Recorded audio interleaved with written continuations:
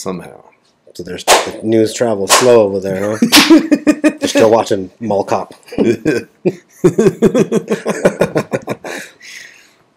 Greetings, Dark Horses. Welcome back. We have another podcast. A new guest, Ro. Hello. Greetings. Welcome. As always, Professor Charles, a.k.a. Professor X, a.k.a. Professor Giraffe Crab, a.k.a. Professor Bag of Antlers, and myself, Dr. Armbar. Great to see you. Greetings. Welcome. Right. How you guys doing today? Good, good. Thanks for having me. Yeah. Yeah. Been trying to make it happen for a little while. Yeah. Mm-hmm. Been on the docket? Yeah, then it just didn't work out a couple times, and but yeah, it's good to be here. Yeah. Yeah. All right. So, real quick before we get going, make sure you're doing all the YouTube stuff. Like, subscribe. Let us know what we're doing. Watch for the word of the day. Yeah. You warned them beforehand this time. What's the word of the day?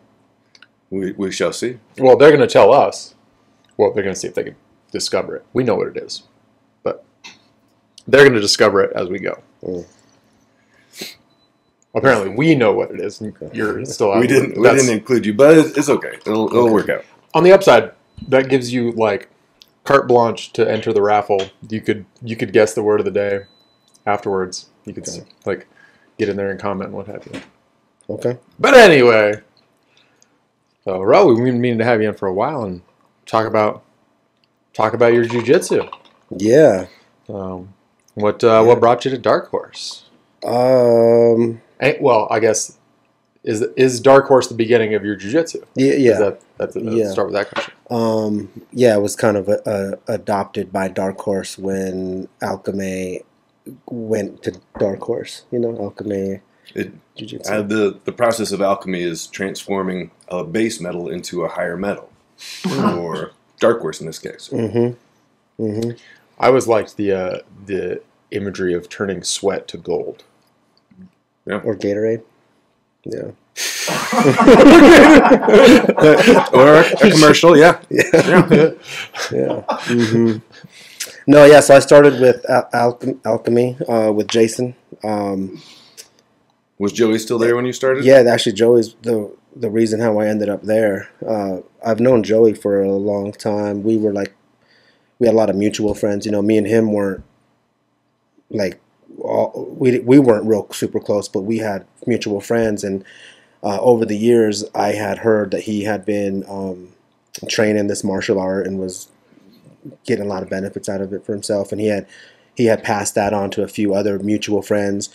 And what I remember the most about it was back in the day, we had a couple friends that were partying a little hard, maybe too much. You know, we kind of helped them. I helped one of them, and Joey helped another one, and in our own ways, kind of helped them get back on track a little bit. And his way was jiu-jitsu with this particular person, and I know it was part of it. I don't know all the details, but I know that years later, after the last time I'd seen this kid, he was struggling with you know, just too much drugs and partying and stuff like that. And then he went off with Joey for a little while, ran back into him, and he was just like healthy and strong and like vibrant and positive. And I was like, wow, that's really cool. And he was like, I've been training this jiu-jitsu thing with Joey. It's awesome.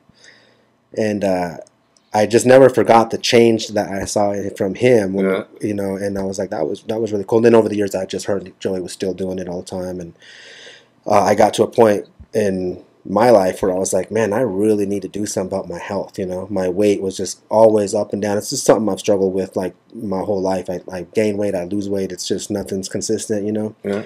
And at that time, I was just being pretty unhealthy, and reached out to that particular friend that had done the transformation, you know, and kind of called him. And I hadn't spoke to him in a long time either, but reached out and was like, hey, can I get Joey's contact? You know, is he still doing this thing? He's like, yeah. So hooked me up. I called Joey, and actually I called the school, left the message. When I did this, I was at a bar with a friend of mine. We were just getting all hammered, you know, on like a Thursday night eating chicken wings. And I was like, I'm calling him. And, like, left the message, it's Ro, call me. And I left it at Alchemy School, you know. And we proceeded to get a little more drunk, and then Joey called back like 2 hours later, probably after a class or something. And I talked to him, and I remember being like pretty much drunk. And when he called, was like, "Hey, that's awesome that you called. You should come by." And he's like, "How about Thursday?" And I was like, "Well, Thursday might not work exactly." And I heard myself making excuses like already. And I was like, "You know what? I'll be there." So I did. I showed up, and coincidentally, he was like, "This is my last class teaching. I'm moving to Oakland." And I was like, "Whoa, that's crazy." So I actually didn't really ever train a whole lot with Joey in the beginning. Yeah. And then he left and left me in good hands with Jason. Jason was really at a good place right there with like getting the school going, the momentum going, and it was fun and exciting. People were joining in, and I know Eric was like in there at that time too, and it was really fun, And then I saw Joey months later, like 4 months later, and he didn't recognize me from the last time I just saw him. I went into the school. I think I weighed 223 when I went into the school, and I had hair down to like past my shoulders, and I had a beard and stuff, and I was just really doing it, Big Papa style, and went in there. I don't know, probably a month later, I cut my hair off because it was just in the way. It was just getting stepped on and kneed on, and I think that's when people were like, "Whoa, this guy's like serious, really likes this jiu-jitsu thing that he found," Yeah, So one of those transformation things that a lot of people that come in, if they do have long hair, it usually gets shorter. Yeah, that's what happened for sure. My first tournament, I got pictures like hair down to my collarbones, like all just like curly hippie waves. Yeah, I'm sure there's some pictures of me with a gi on and long hair somewhere. Yeah, yeah, that gets old real fast. Yeah, I keep offering to keep the clippers around to shave people's heads if they want to, and for whatever reason, female students are so reticent to shave their head for jiu-jitsu. Go bald? Yeah, crazy. I don't know. Probably an issue for another podcast. They've done a lot with wigs, You can't even tell. That's what I'm saying. Until you pull on it. Yeah. Shave your head, train jiu-jitsu, put your wig on, go to work. Oh. Solve both problems. Look how you want to look, train how you want to train. Bam. This guy. Yeah. But yeah, so I cut the hair off, lost a bunch of weight. 3 months, I think it was, I lost like 70 pounds, and it was like, shit. That's a lot. shave my face, like cut my hair off. Yeah. There was like a while there where I just had no clothes that fit me at all. Like I couldn't keep up with how fast like the weight was being lost, and so I was just wearing like big pants and stuff, and just like it was just weird. It just happened really quickly, and then saw people that I hadn't seen in 3 months, and just people couldn't even recognize me. It was just so much had changed, with just my physical appearance, and that was like everyone's first reaction, like, wow, you physically had changed a lot, but the real work was happening, with myself, like I was getting better on myself. I was getting better, Absolutely. But so that was you can conquer things, you can do things you couldn't before. Like your whole world view kind of subtly shifts. Yeah. Things that were big problems before are now in the rearview mirror because you already handled them. Yeah, it was cool to kind of get that momentum in the beginning and just really see what could be done. I was impressed with what jiu-jitsu did, but I was also just impressed with like myself too. Like I never pushed myself that. I never had focused on getting some sort of results or even focused on getting good at any particular thing. On purpose, I'd gotten good at like my craft. I'm a carpenter. I'd gotten good at doing that because, I needed to pay my bills and my family and stuff, but didn't really focus on anything that I liked for the sake of wanting to get better at it, and so the jiu-jitsu was really the first thing. Part of that too is, I had a kid when I was really young. When I was 16, and when I found jiu-jitsu, she was 16, she had just started working, just started driving. I was running my own business at that time, and my schedule was pretty flexible. Things were good, you know. I suddenly had some time and some time in my life where I could be selfish with what I wanted to do.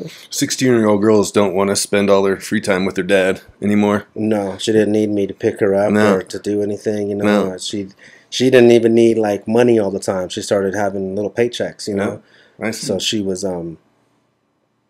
didn't need me as much, you know. Suddenly I had some time to do stuff, and got a dog, you know. Started doing that. And that wasn't quite enough either, you know. And then I finally ended up getting into the gym and figuring something out. And you know, so when I first really did it was trying to get healthy. I called Joey out of the sense of like just trying to find something that I could do that would get me healthy, you know. Yeah.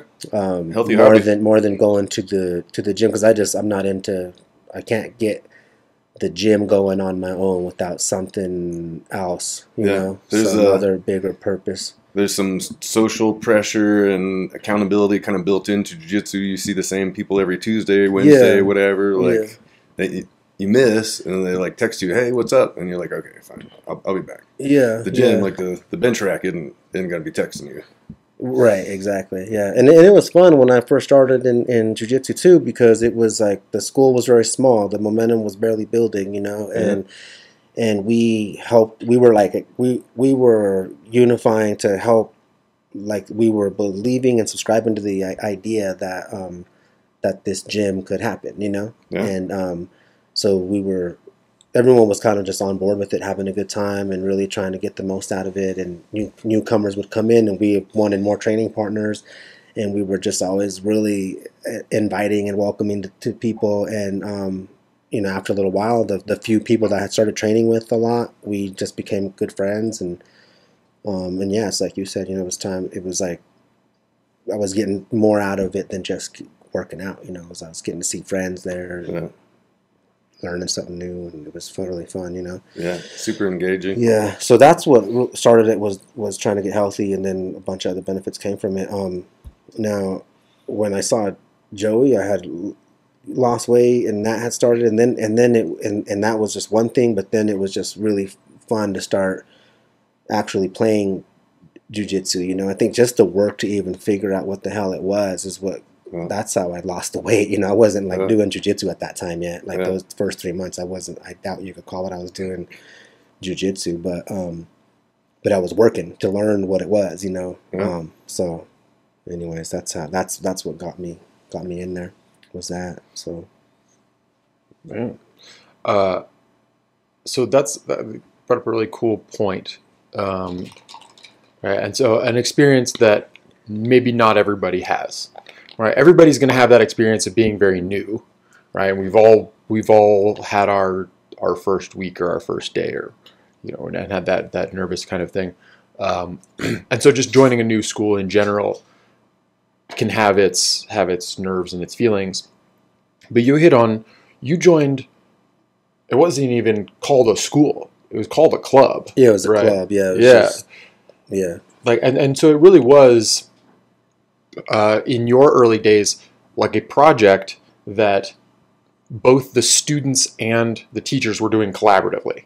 Yeah, right. Like sure. We are this club. Yeah, and we together are going to keep it alive and make it something.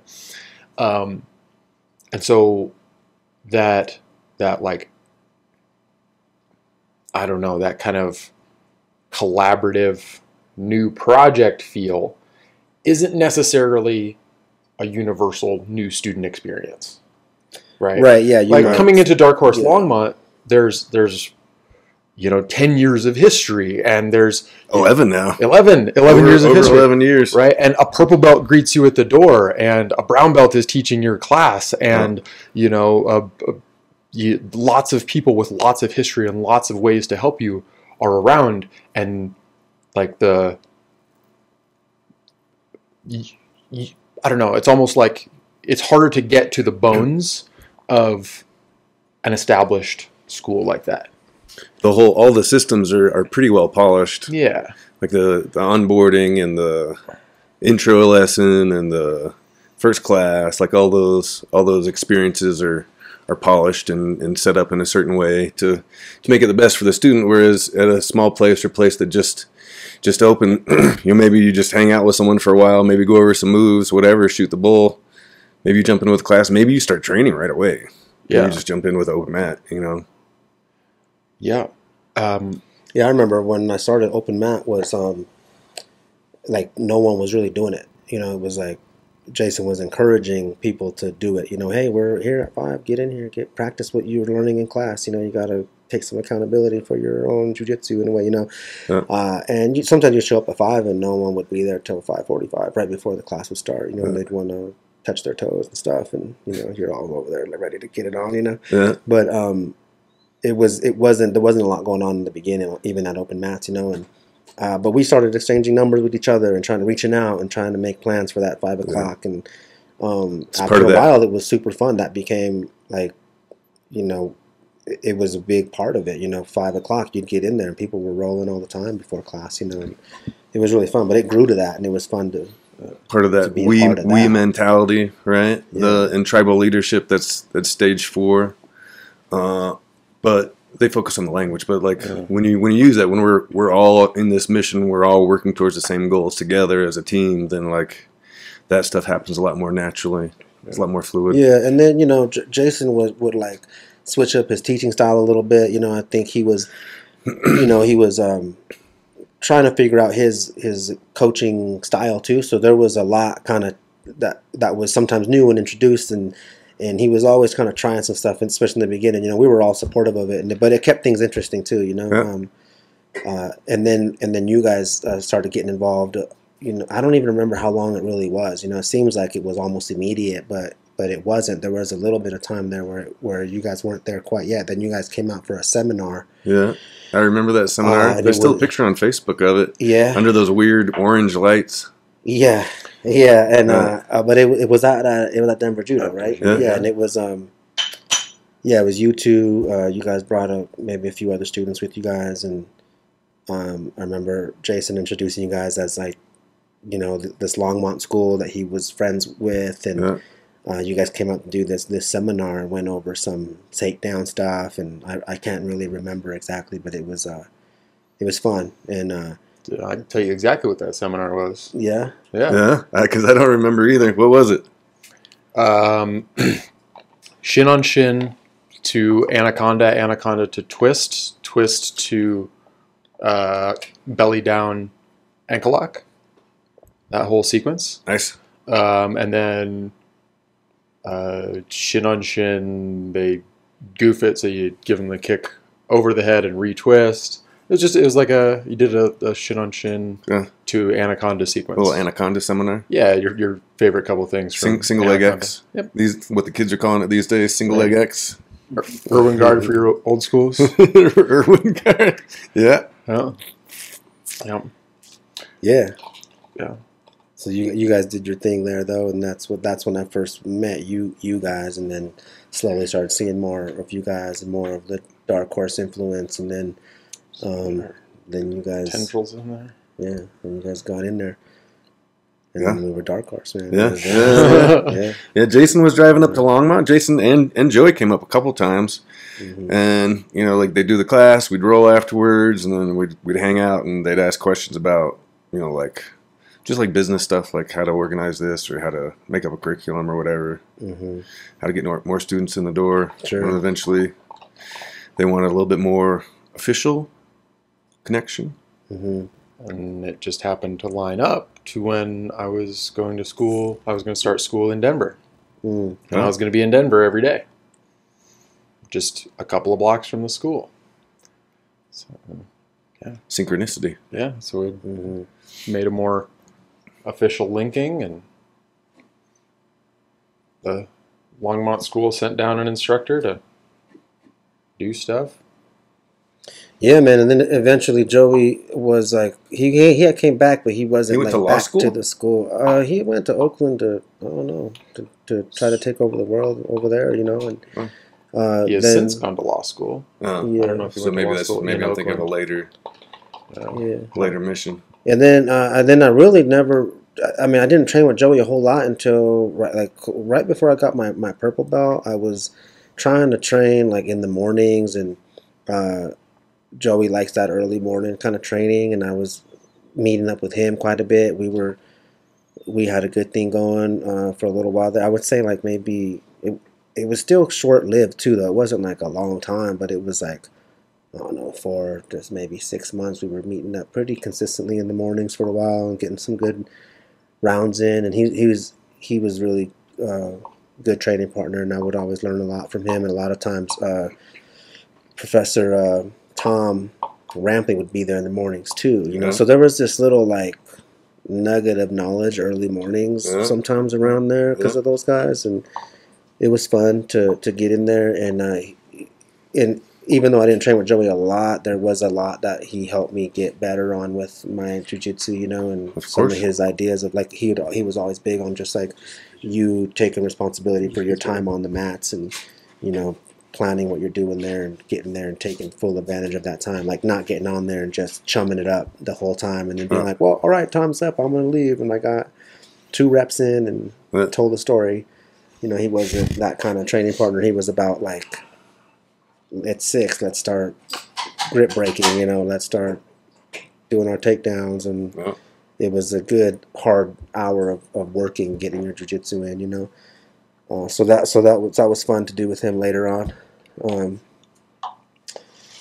But yeah, once it was Dark Horse and stuff, it was fun. You know, you were there teaching more often. And side note, probably most people don't know the new location looks sharp. We have a shower, but Ro was the one that did the work.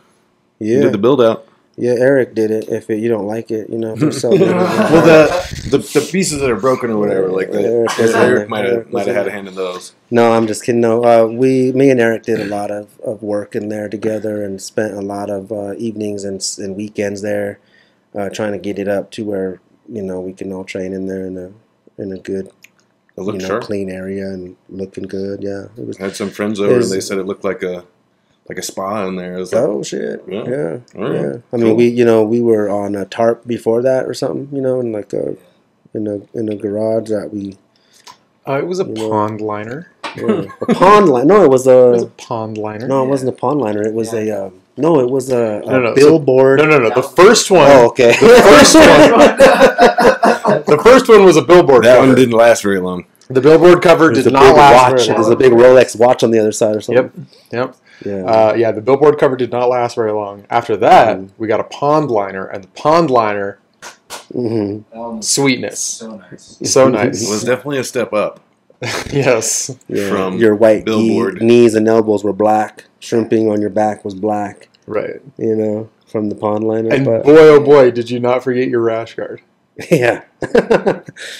Yeah, so that was going on. And underneath all that was the the old wrestling mats from some sort of high school or something. And yeah, we went out to that dude's farm and whatever it was. Rented a U-Haul or borrowed someone's U-Haul. But it was fun even getting that together. You know, I remember like when we moved from Denver Judo, it's a nice place. You know, you got to give it to them there, man. That's a nice little facility there. Oh. But we moved from there to those wrestling mats with the billboard tarp over it, and but we were over there, bro.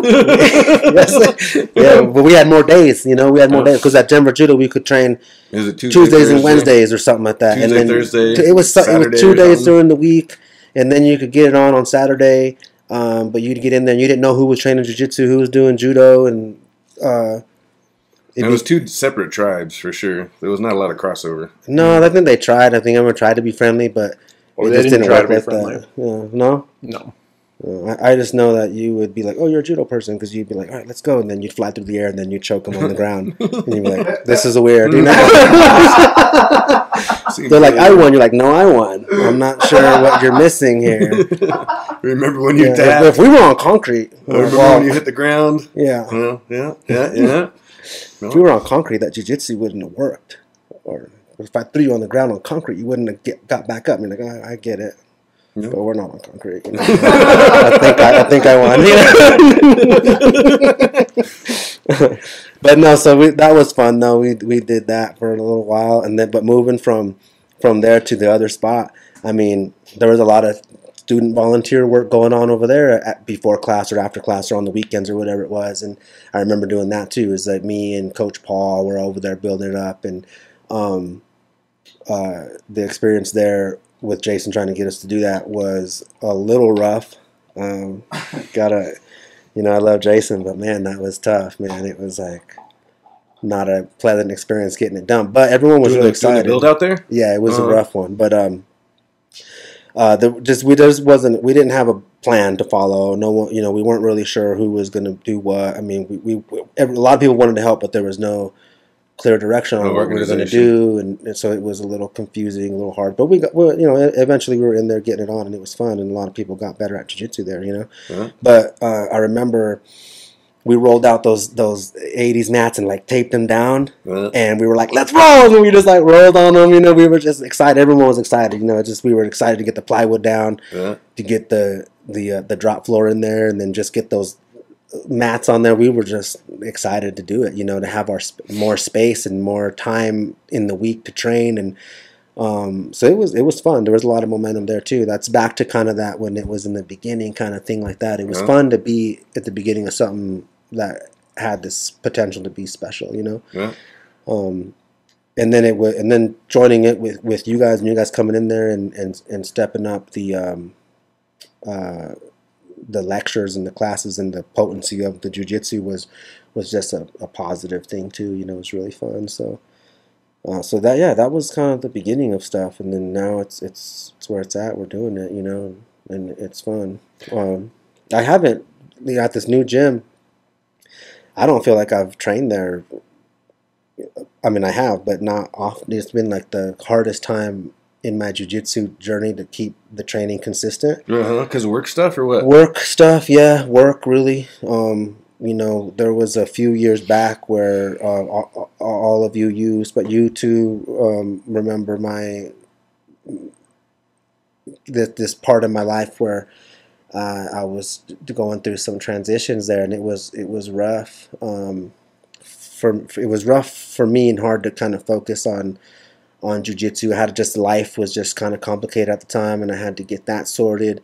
And but jiu-jitsu during that time was actually, that's when I was training really early in the morning with Joey and stuff. I couldn't really get to class, and like the feeling of being in classes at the time wasn't what I needed really.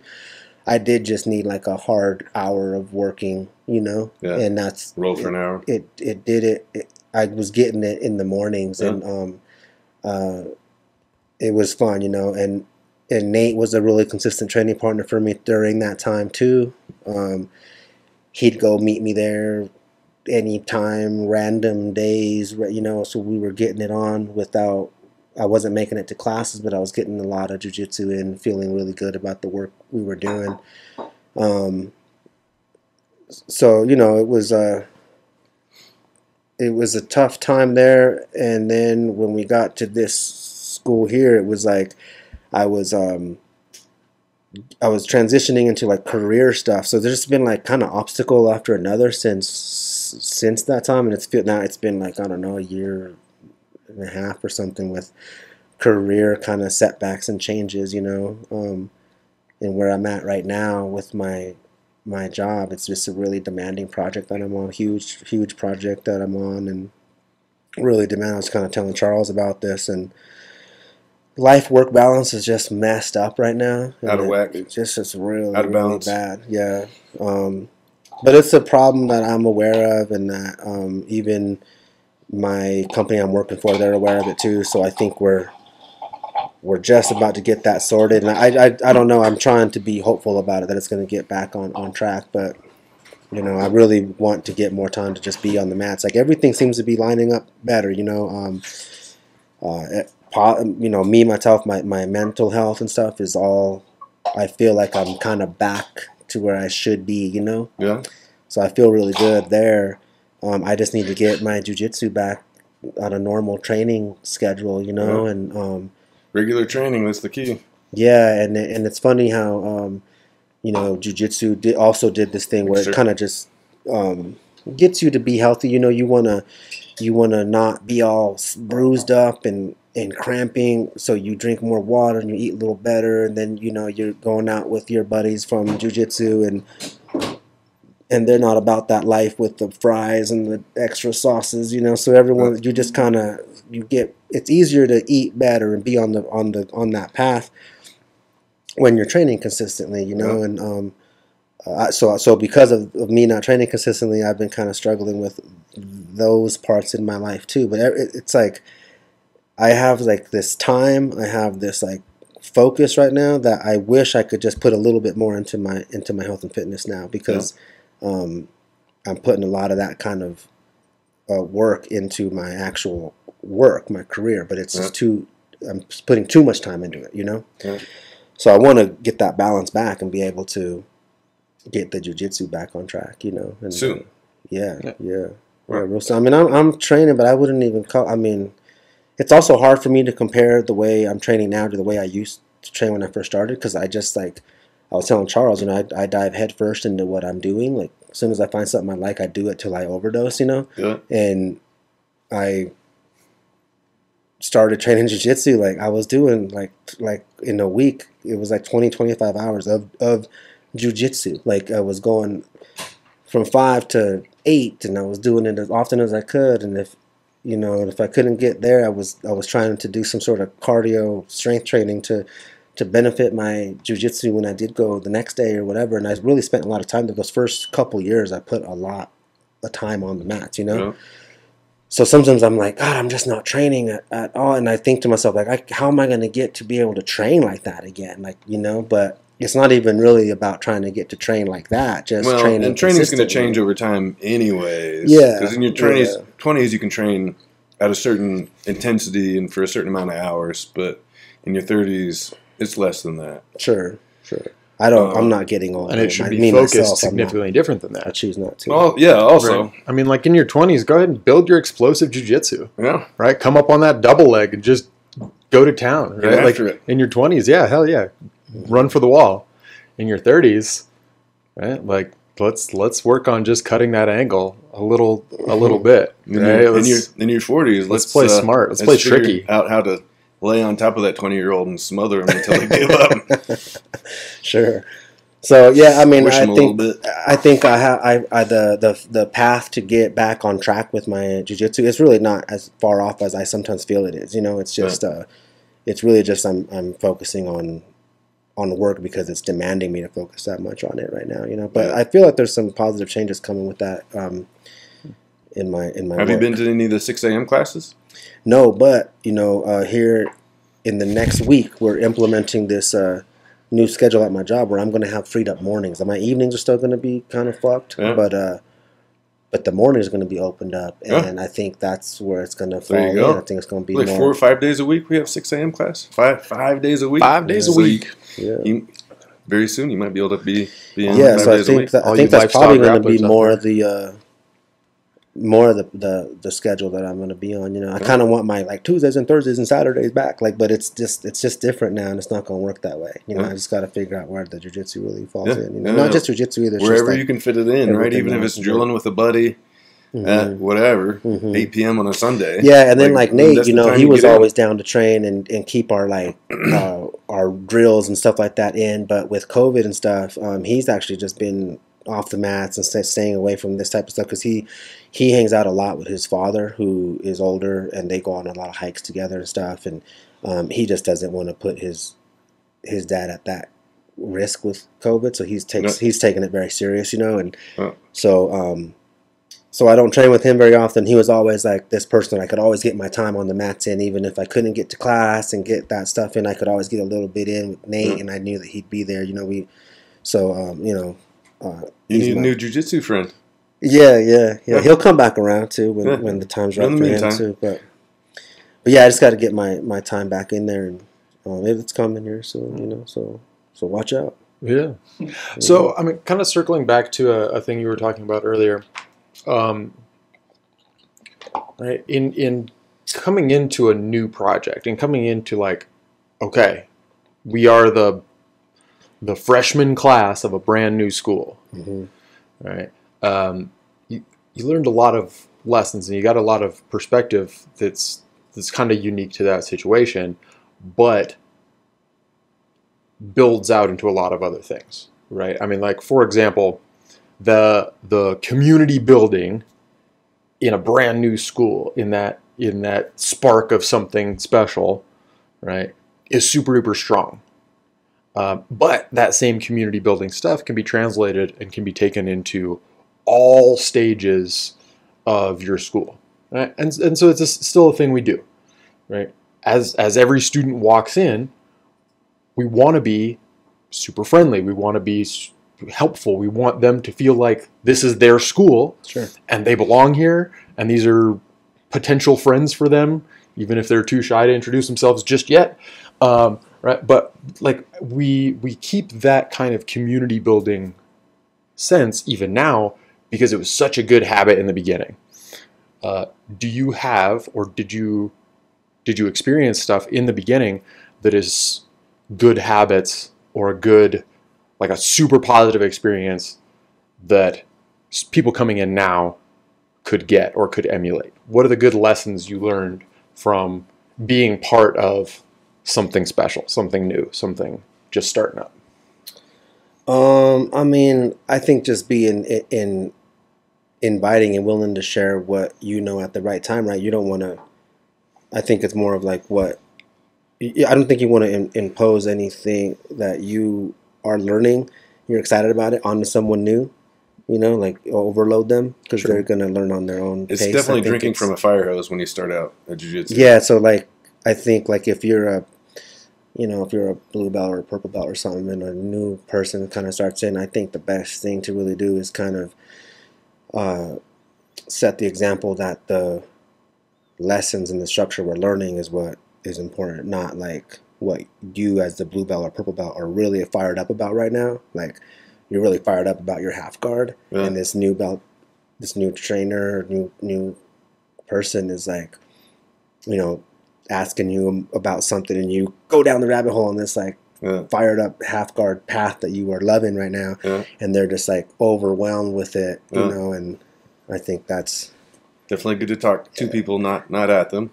And not giving the advice that they didn't ask for. You know what I mean? So they ask you a question, you answer the question they wished you'd ask. And I think it's sure. hard. I think it's hard to do that when you, as that purple belt or whatever, is fired up about what you're doing right now. You know, you wanna share it. It's working. You know, you've had seen, you know, and then you overwhelm this person, and or you confuse them. They're about to figure something out, and you kind of confuse them or something. So it's better to be like, you know, practice what you learn, what you're being taught by professor and coach. You know, I think the enthusiasm's good, and it's good to share that with a white belt.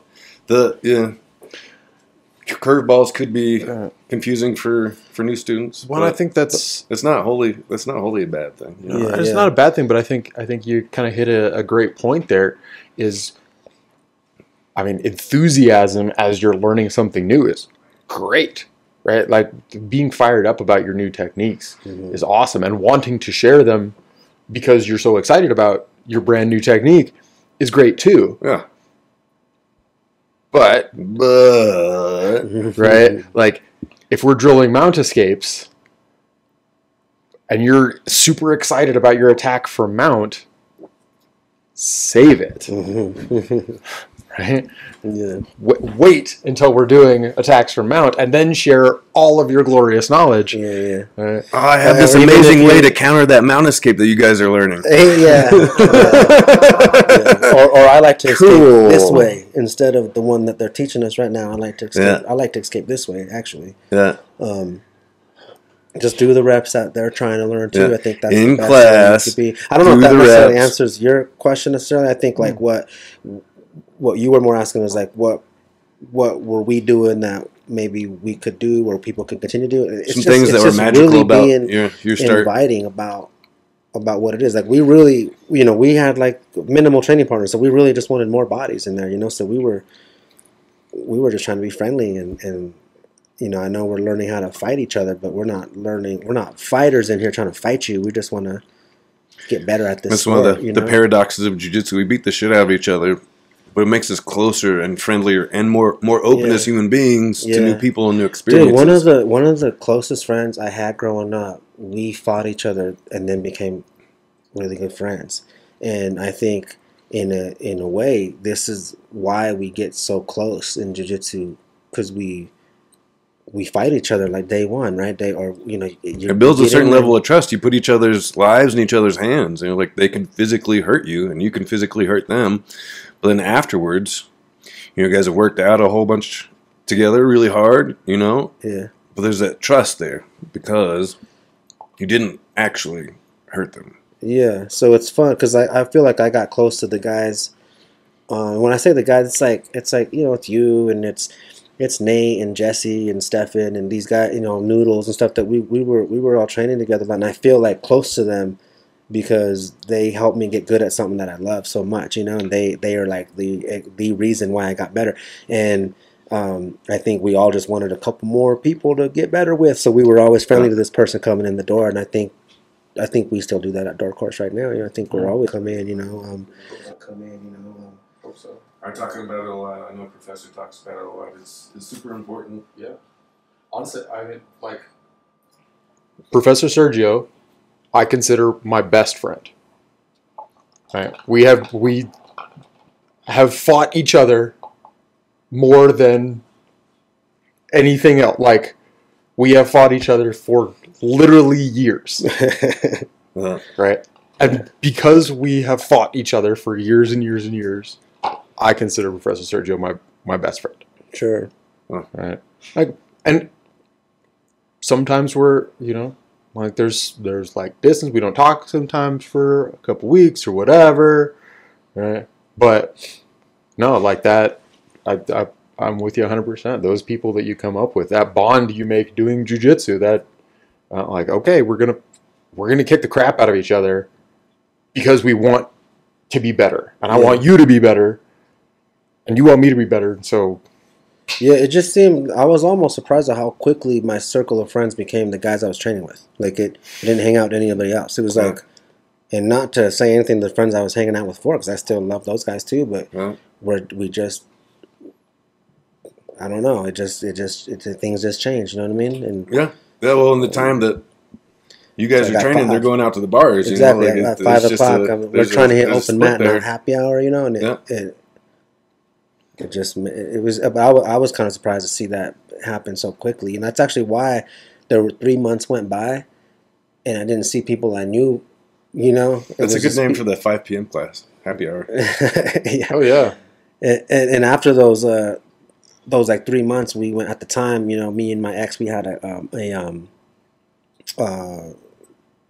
what would you call that store? It was a gallery retail I would call that store. a store. But there was first Fridays that would happen. Okay, so like everyone would come and kind of, you would see all of our friends kind of would show up and be supportive of that event. And I had skipped a few of them and then I showed up 70 pounds lighter with no hair and people, who's this guy? And it was funny to see that the people were having a hard time recognizing me, like just because so much change had happened in these short few months.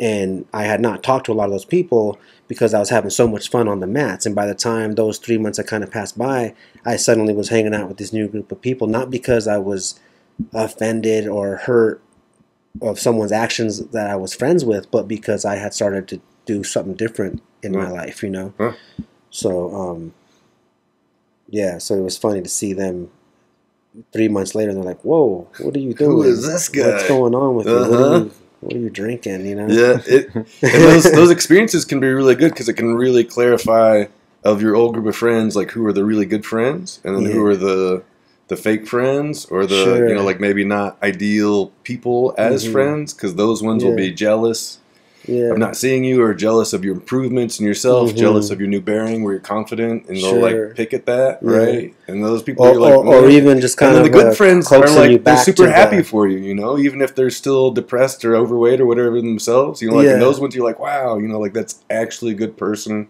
Cool. Yes, exactly. It does. It kind of weeds them out. Yeah. So it was cool. I like that about it too. But that was always something that I thought was because we fight each other that we get so close so quick. It is. So Yeah. So, I mean, another thing, like as you're training, as you're building up these new skills, I noticed this in my own jiu-jitsu journey, but like I started thinking about the separation between myself and what I thought of as like average people. Right, where it's like, Oh yeah, Normies? what's that? Normies? Yeah. Muggles. Yeah. Muggles. Yeah. Yeah. Right. And so, you know, my friends that didn't train, I was like, oh, okay. So cool. You live your life not ready for people to touch you. Well, gotcha. I never went into jiu-jitsu thinking I need to learn how to fight. Like, I thought I did. I thought I was fine. You know, I thought, you know, it's funny that I for years I was walking around thinking I'd be all right. And for some people, like, jiu-jitsu has fuck all to do with them learning how to fight, per se, you know? Yeah, thank you. I mean, I think for most guys, that's definitely, like, the core reason, whether they'll admit it or not. But even for guys, not all of them, you know? But the other benefits are strong enough that it doesn't really matter. If you get in and you do it, you start to see the benefits, you lose weight, you get stronger, whatever, you focus your mind, you start conquering challenges in your own life. Like, I think you're like, oh, this is great. Learning to fight's just a I love problem solving and like puzzles and things like that. And it's just like mathematicians. I had no idea what jiu-jitsu was, and I went in there also, by the way. Like, I called him and was like, yeah, can I try this thing? He's like, come on in. I still didn't know what the hell it even was. I was just going. I mean, I didn't know what it was at all. I didn't even know. I didn't understand really what grappling was. You know, I didn't know at all. So it could have been karate, or tai chi, or any old thing. Could have been capoeira for all you know. Yeah, it could have been sexy dance fighting, and I had no clue. And it is. You know? I had no clue. And I think if I would have known, like, oh, it's someone's gonna be sweating into your mouth, I don't think I would have done into your eyes. I would have maybe not made it in that Thursday, you know. But they're gonna sit right on your face. Yeah, exactly. Yeah.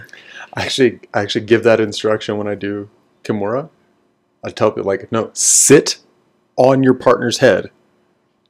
Don't be shy. Don't be like. It's a clear-cut case of not your fucking problem. Right. Yeah. Like, put your butthole on their ear hole. Wait. Like, get your position right. Don't be shy now. Like. Is that a balloon knot?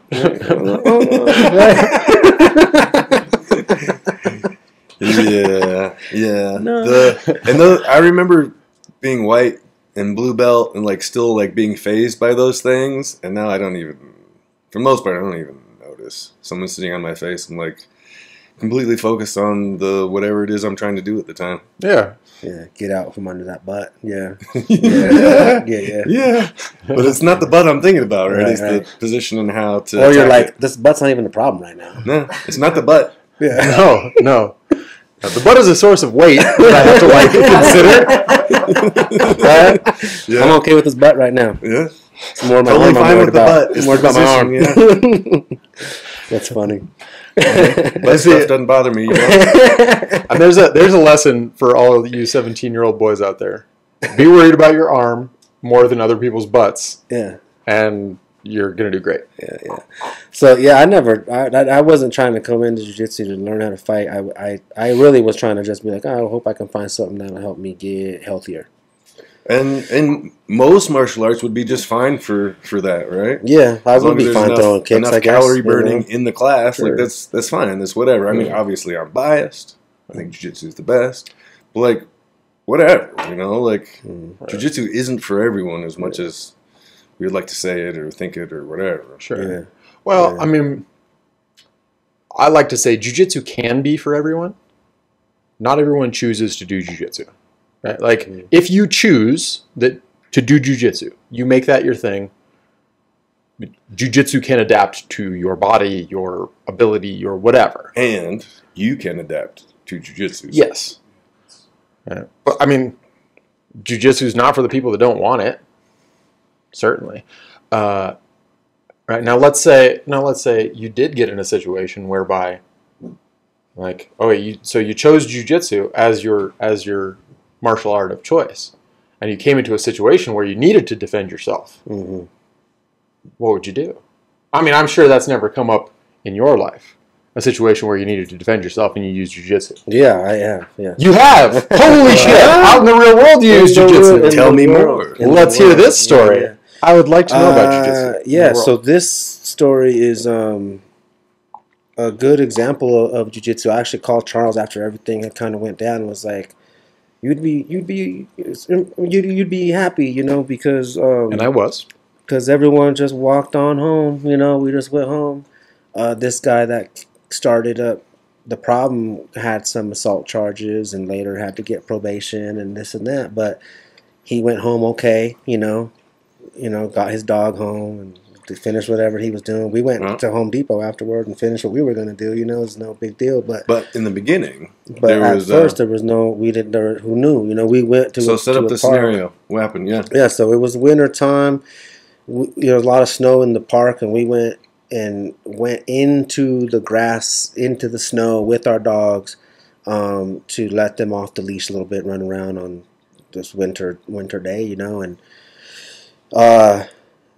there was another person walking their dog, let his dog off his leash, and we're like, oh man, let's get our dogs back on the leash here. And my dog's fine with other dogs, but my girlfriend's dog is not always nice. And so she leashes her dog up and starts to kind of walk away. And I kind of stay to run interference with this other dog and my dog. And that dog comes up to my dog and we're good. She kind of makes some distance down the way. The dog turns around and starts going back to his owner. And then I start walking back to meet up with my girlfriend, and we're like a good 50 yards away from the Nothing weird's happened at this point. No, no, not really. Just that. I mean, it's weird. It's weird if you let your dog off the leash and let it run 50 yards away to play with someone else's dogs. That's weird. So, but nothing negative had happened, you know. Yeah. But you know, I'm kind of hoping this guy gets the point that my girl has leashed up her dog and is trying to make distance, and I'm running interference. And his dog turns around and starts kind of going back. And I'm like, okay, good, you know, avoided the problem. Yeah. So start walking back to her. And now I'm in the middle. Like, he's probably 50 yards away and she's 50 yards away. And I'm kind of making my way over there. This is like, well, it's like a football field, man. We're like far away from each other. And this guy's dog starts running back. Decides to start running back to us, right? And then I stop again, and my girlfriend's like, "Oh my god, she's getting further away." Yeah. And now I'm like, "Dude, can you get your dog?" So I yell out to him, get your fucking dog, you know? Come control the situation." Yeah. So just like that. I said, "Hey, get your fucking dog," right? But 50 yards away, "Yo, get your fucking dog."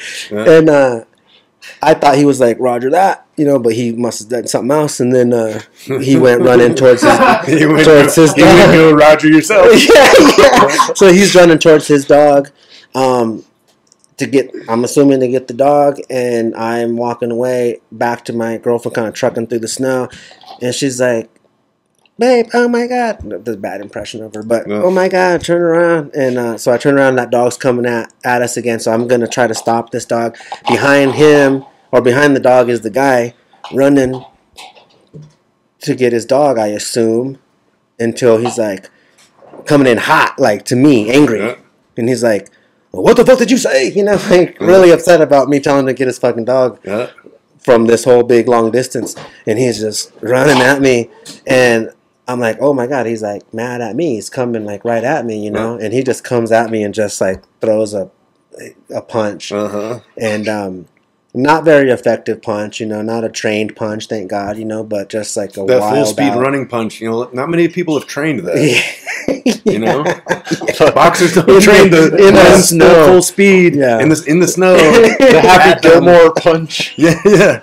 Get a full run up, like that's that's an undertrained move for sure. Yeah. So I get punched in the face, kind of more in the glasses, and my glasses kind of go flying, and I'm like, oh, it's on. I'm like, we're doing this, you know. Wow, we're doing this. So I double leg him down to the ground, and we get into this little tussle on the ground. I take him to the ground. My girlfriend's freaking out, and she runs to the truck to go call the police because this guy came at me, and I take him down. At that point. And he punched me, and he was trying to punch, and trying to get some more off. But he was on the ground at this point, and my girlfriend runs to go get the phone and the truck, but I have the keys in my pocket, and she can't get in the truck, and the truck's also like far away, and there's some people walking by, and I get them to call the police, and I just kind of hold them down on the ground. But when we get into this confrontation, I take him down. I'm going over to side control. He's trying to like headlock me, He's like, "How dare you!"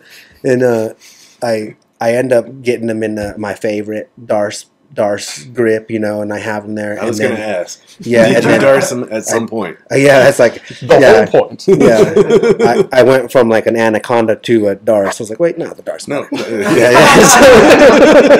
Yeah, anaconda's cool, but Darce is a little better.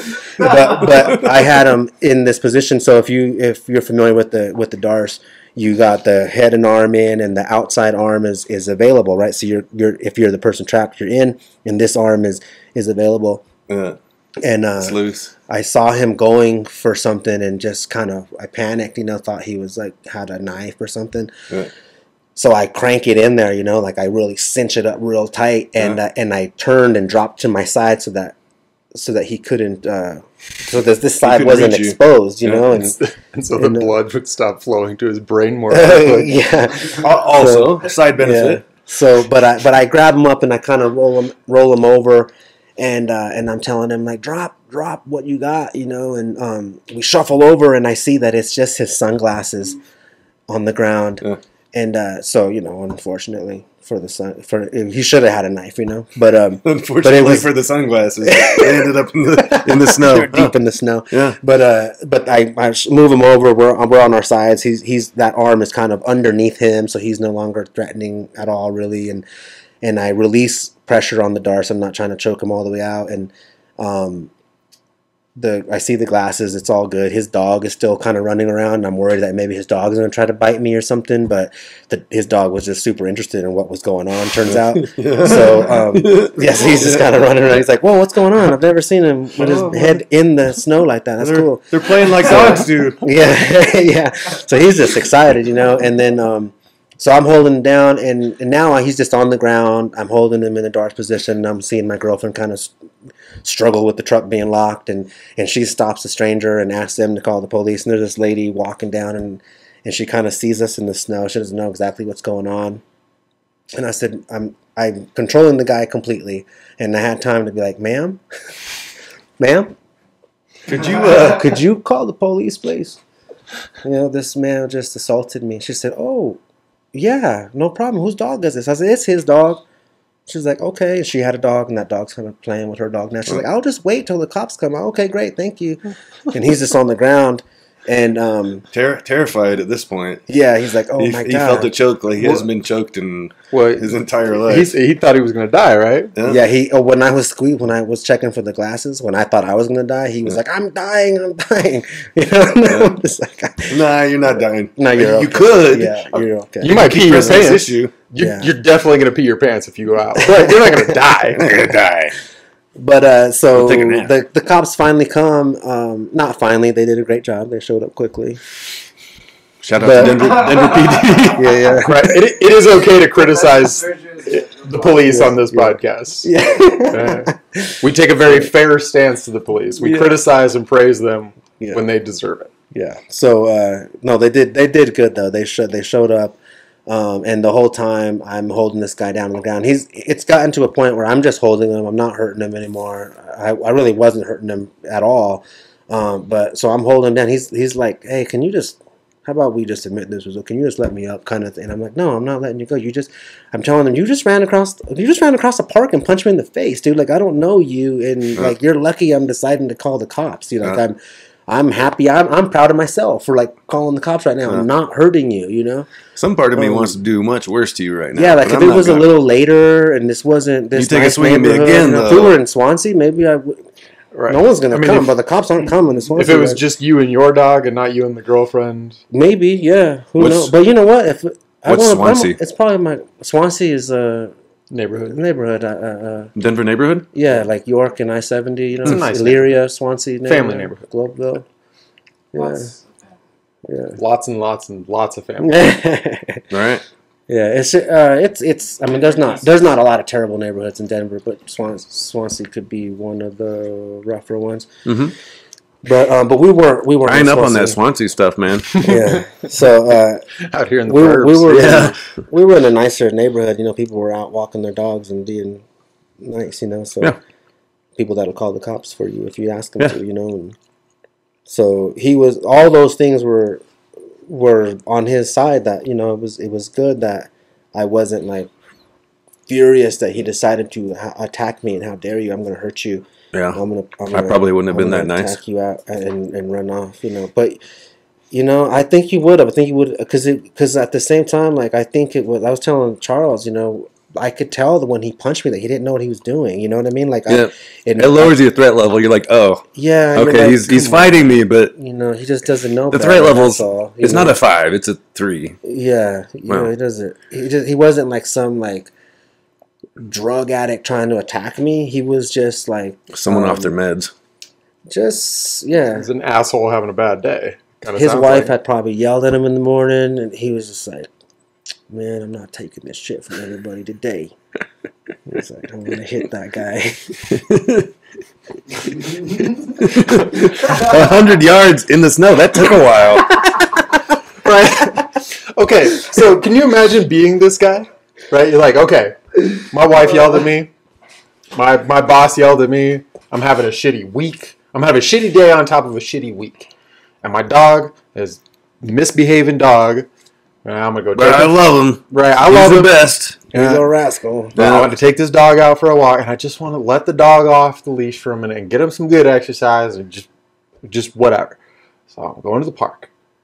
All right. Already pissed off. Cool. Dog is doing his thing. I just want to zone out and not think about it. Get your fucking dog. You know what? Fuck you, man. Whatever. I've had a day. Fuck you and all your bullshit. And then he trucks across, and he's thinking about it. I'm gonna get him. Right? I'm gonna fuck him Okay. up. Like, Olympic pace is 10 seconds for 100 meters. Right? not on the snow. No. Ideal conditions. Okay, so let's say he's doubling that, right? Let's say it takes 20 seconds to cross 100 meters.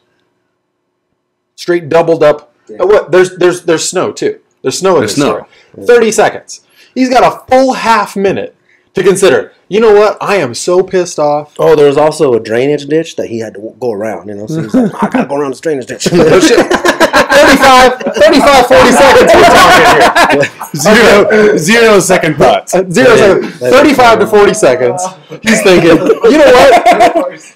This is the right thing to do. This motherfucker. I'm taking a step towards. I'm gonna make this world a better place by teaching this motherfucker a lesson. Yeah. Oh, he told me that too. He said, "Nah." So yes, he said funny stuff underneath there. He asked. Underneath. Yeah, he said. Underneath the dice. He said, "Did you think that your day was gonna end up like this?" You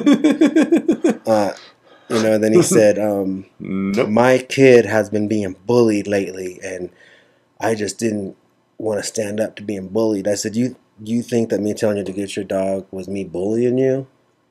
Well, you ran across the park and punched me in the face. No, I'm not letting you go. You know, so he was saying funny stuff under there like that. Though. Also, and then he also said, if it means anything, like, it's incredibly humbling to know that I can't do a thing right now. And I was like, yeah. Dude, see, now I feel bad. We got to find this dude's kid and get this dude's kid in jiu-jitsu. So that the kid has the confidence to not get bullied. We're doing bully proofing in the kids class right now. Right now. And it's just awesome. He also said the bully proofing program is so great. He also said, I thought it was okay to let the dog off. Your dogs were off leash. I thought it was okay. And I was like, well, this isn't happening because your dog got off the leash. Yeah. Like, this is happening because you ran across the park, you know, and right. Punched the glasses off my right. face. If the dogs disagree, which are still missing, by the way. You never got your glasses back. I don't know where they went. Maybe those were my glasses that I saw on the ground. Well, he was under there. He snagged them. He was like, "At least I'm getting his glasses. I got his glasses." Imagine if he had just let the dogs tussle and he had apologized for a nip from his dog.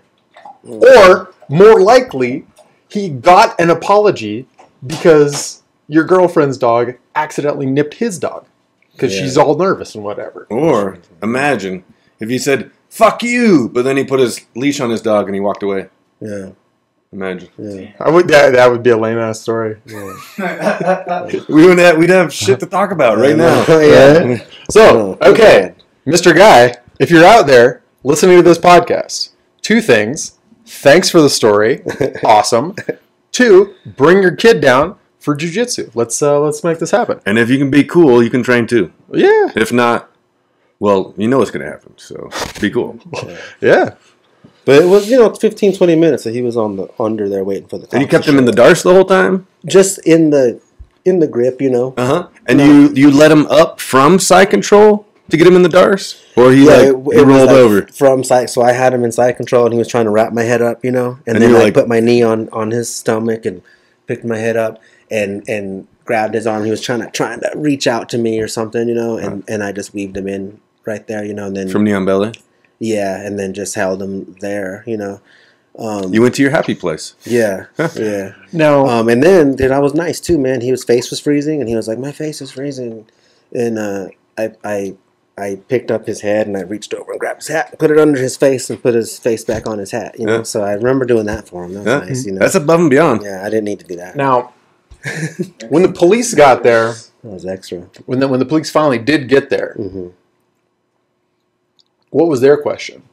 Well, I remember telling him, I was like, "Hey, the police are here. Don't get crazy." Like, I was like, "I don't need them to shoot at you while I'm this close to you." Just settle down. So they were coming, and I just let it go and put my hands on top of them, and then I was like, "I don't got anything, Yeah. I'm a victim, I swear."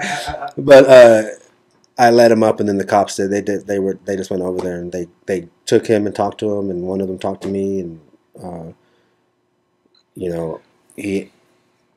he asked me what was going on. I told him. He asked me where I trained at, and I told him Dark Horse, and he said, "Oh, I used to train at Easton down on Santa Fe there." Yeah. Yeah. I was like, "Cool." And he's like, "Yeah, jiu-jitsu's awesome." I was like, "Yeah, it is. It's awesome." Yeah. And then he was like, "So you probably don't got to go to court. This was all good. And have a good day." Oh. That was it.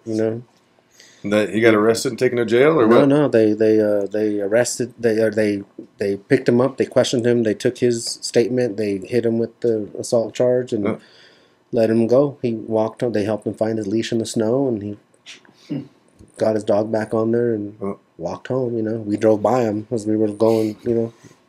See ya. That was it, dude. It was like, I do feel like if it was me that ran across the football field and punched him in the face, like, I'd probably be going to jail. But Yeah, that's weird. They didn't get arrested. That's a different argument, though. No, that's an argument of tone, I would imagine. Yeah, it's a different issue. Yeah. But but it was all good. It was the moral of the story is I was able to defend myself, not get hurt, not hurt him. It was perfect, It was a good example of what jiu-jitsu can do in the real world, Yeah.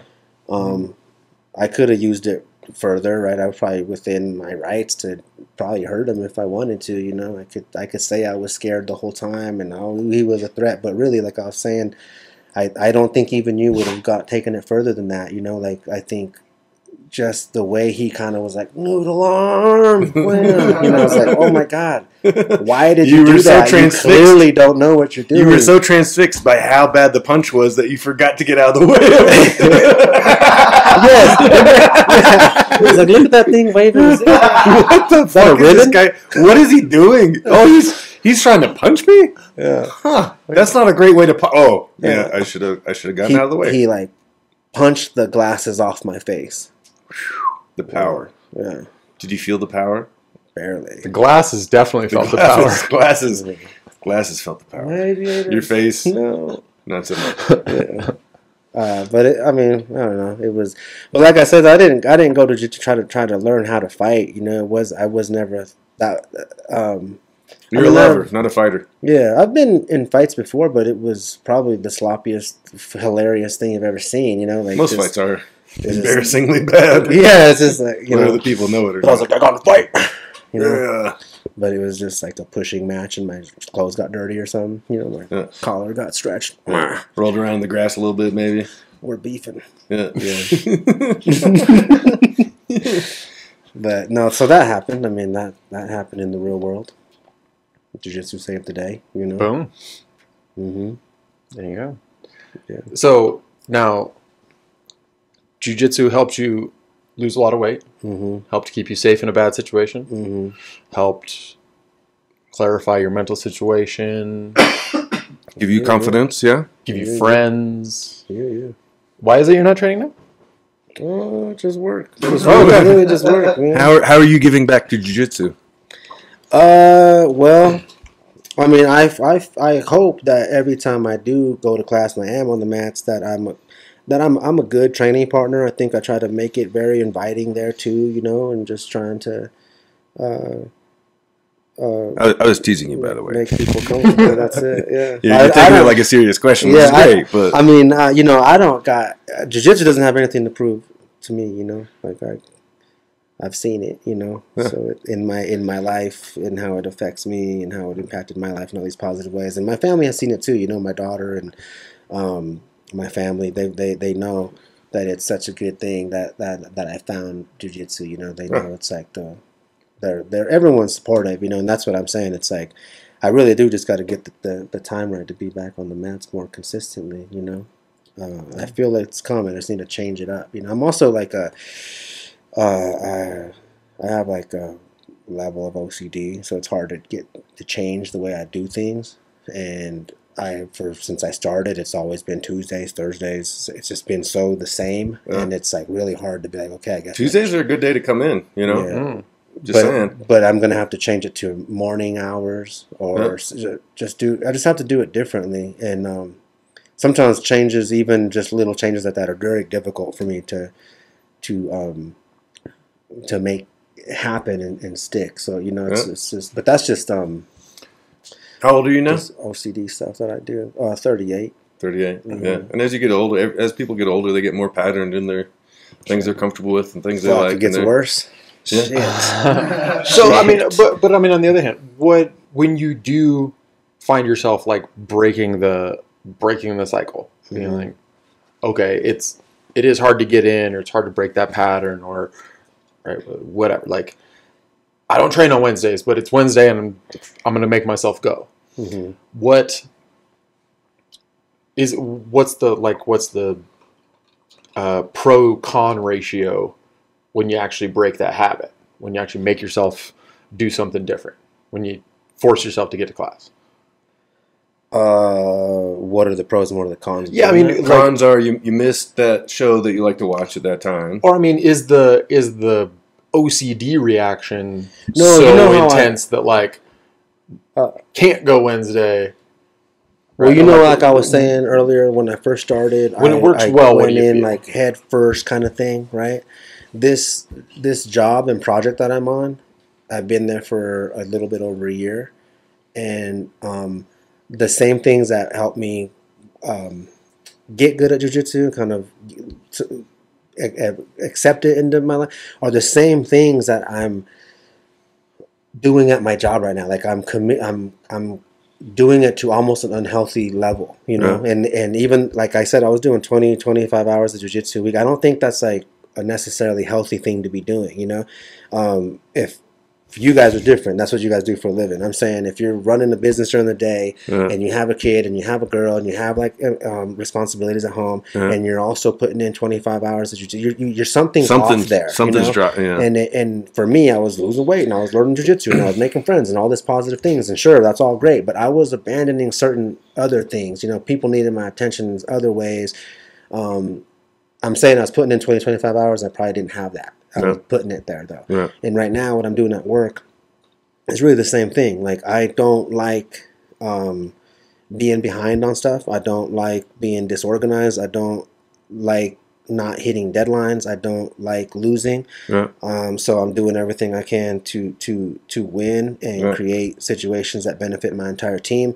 And I'm doing more than I'm being asked to do because I want to do it the best that I can.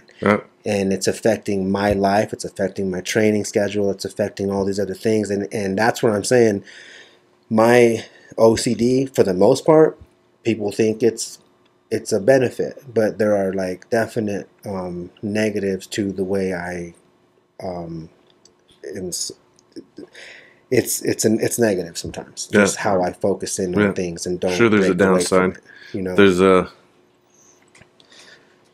For the most part, it's good, man. My laundry's made, folded, put away. Everything's organized. My shit's straightened up. It's all good. My desk is nice. I'm not forgetting shit. I have lists on lists on lists. Shut the fuck up. I got it. Forget about it, dude. I'm gonna get it. But it takes 16 hours a day sometimes.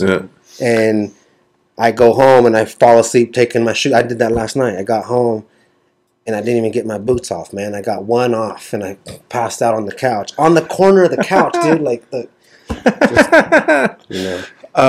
So, but yeah, like kind of like circling. a drug addict.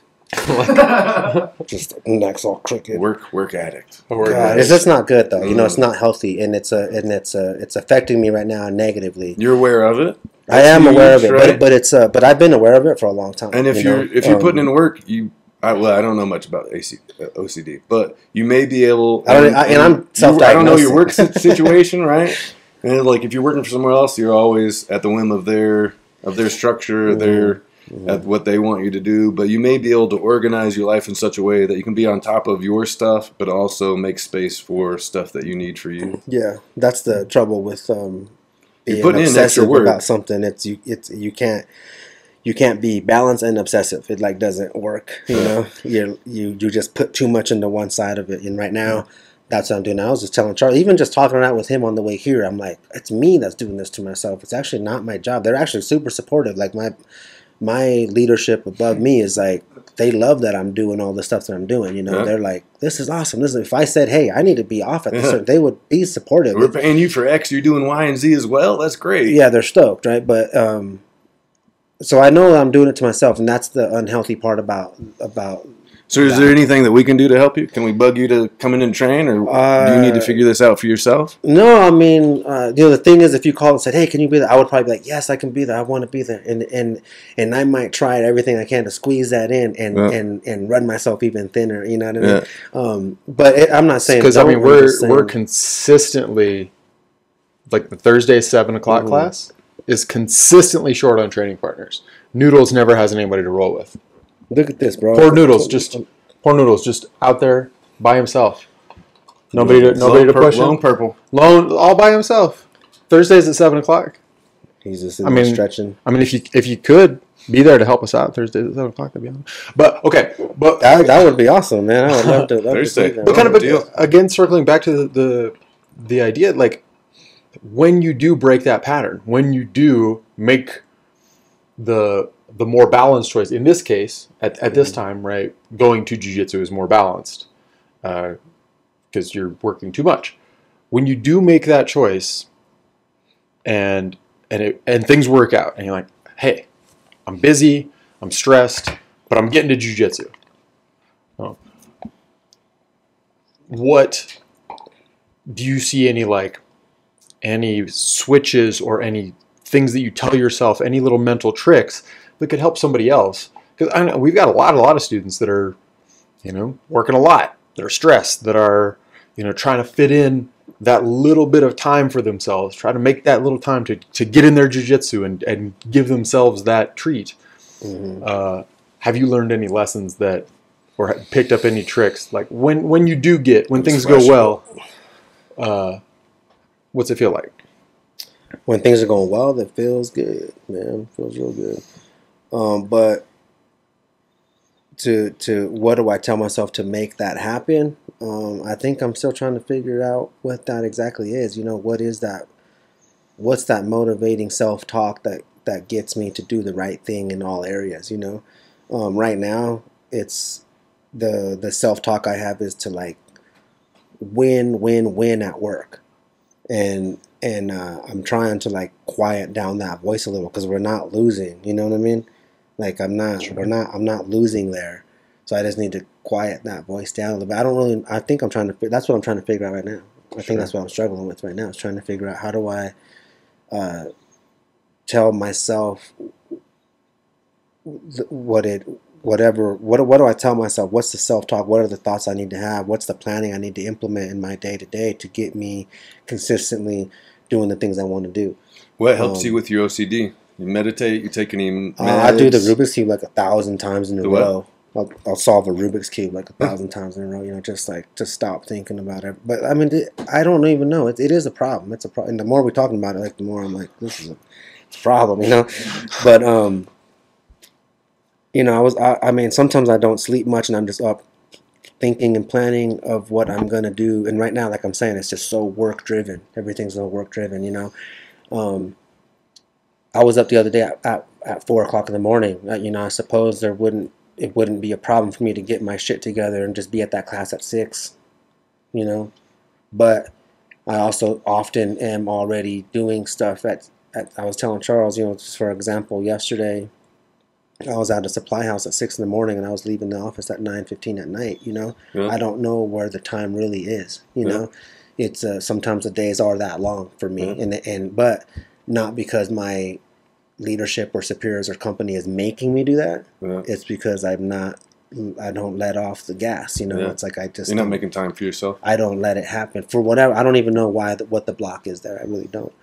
I don't know why I don't allow myself to just enjoy what I want to go enjoy. Maybe I've accepted that I love jiu-jitsu, and now this evil part of me is like taking away the thing that I love. You know what I mean? Because you don't get to enjoy it. Because I do that to myself.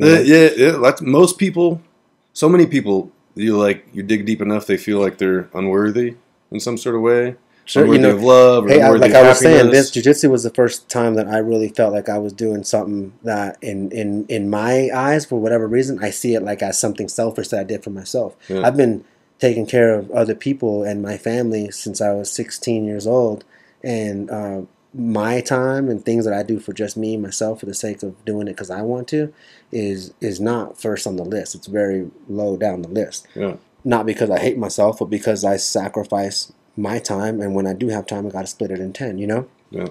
So it's. I think it's just something I'm still struggling with now to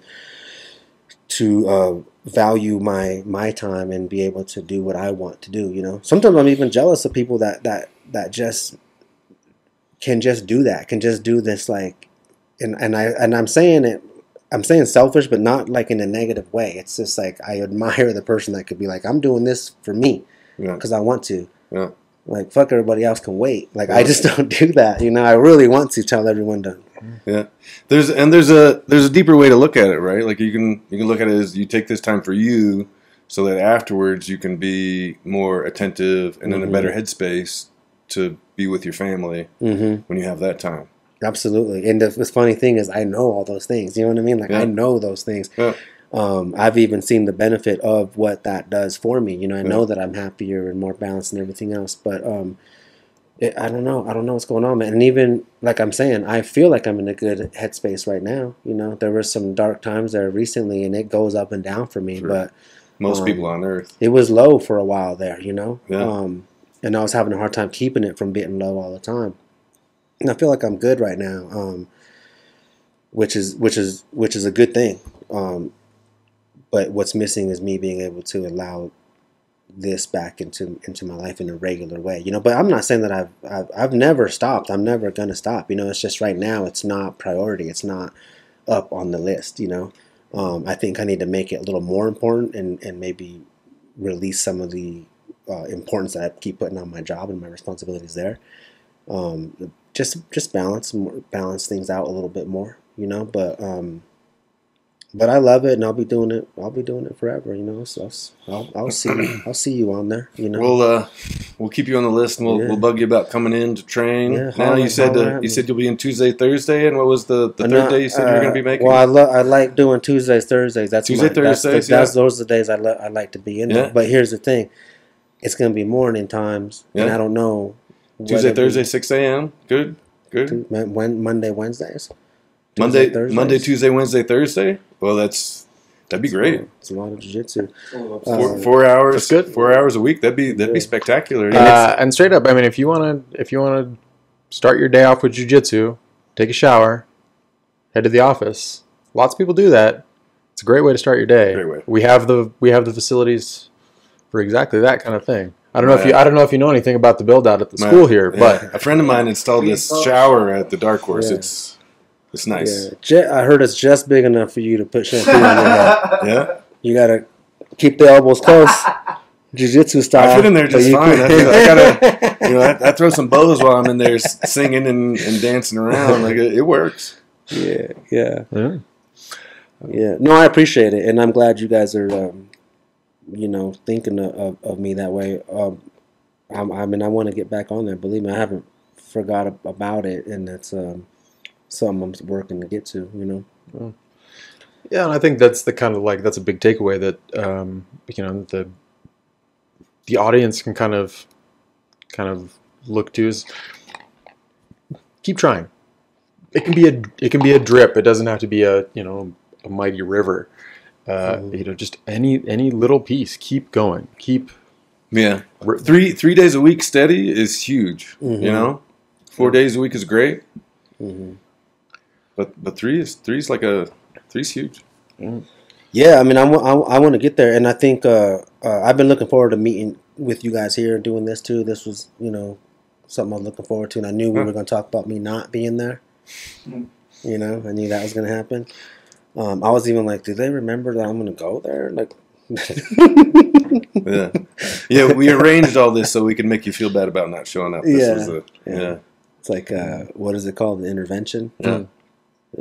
With whiskey. Your family's going to show up in a minute. Whiskey intervention.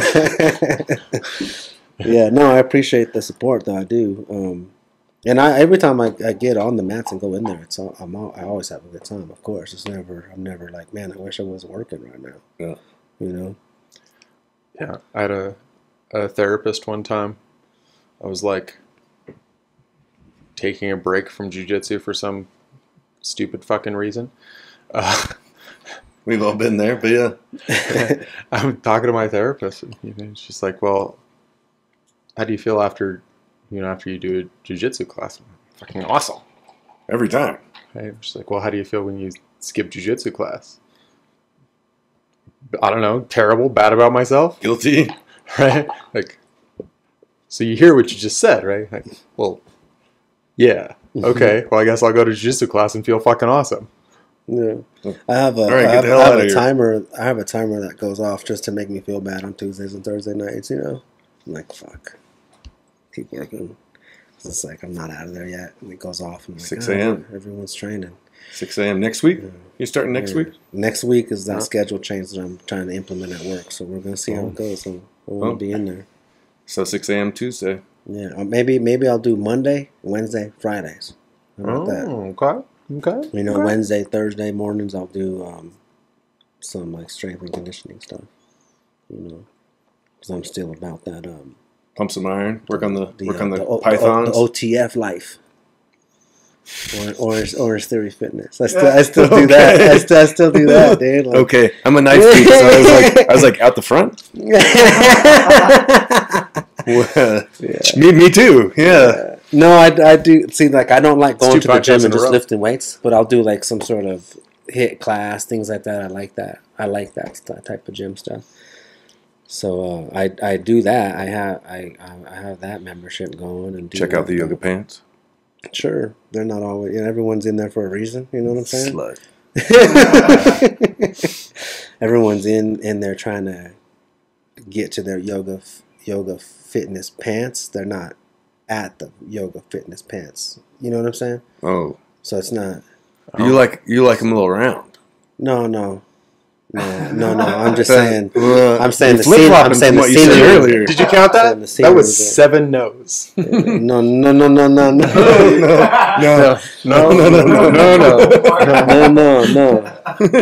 Let me explain. I did not count that. No. No, I was just saying the scene. One more. The scene at the OTF gym is people getting in shape, not a bunch of in shape people. You know what I'm saying? So there's nothing really to look at. You're looking at yourself, really, trying to be like, what are you doing? That's always my issue. That's why I do jiu-jitsu and not yoga or anything with mirrors on the walls. Yeah, mirrors are stupid. I can't stop looking at myself. So, yeah, if I... You're so narcissistic, vain, super duper. Yeah. Right. Cannot... shallow. Yes. It's like the top 3 words when I think of you. 100%. Yes. Yeah. Yeah. So I can't go to the gym because there's mirrors, and I would just stand there and stare at myself and not get any work done. Mm-hmm. Like Narcissus himself, Yeah. staring into the pond. That's why I did long distance running. Right? Like, go farther away from the bathroom where the mirrors are. Good. Yep. Some morning classes, though. That's 6 that's what a.m. I'm Monday, shooting Wednesday, for. Friday. Next week, it's on. Yes. It's on. All right. We're gonna be on you like stink next week. So better schedule it up and get it worked out. Yeah. 6 is early, man. Yeah.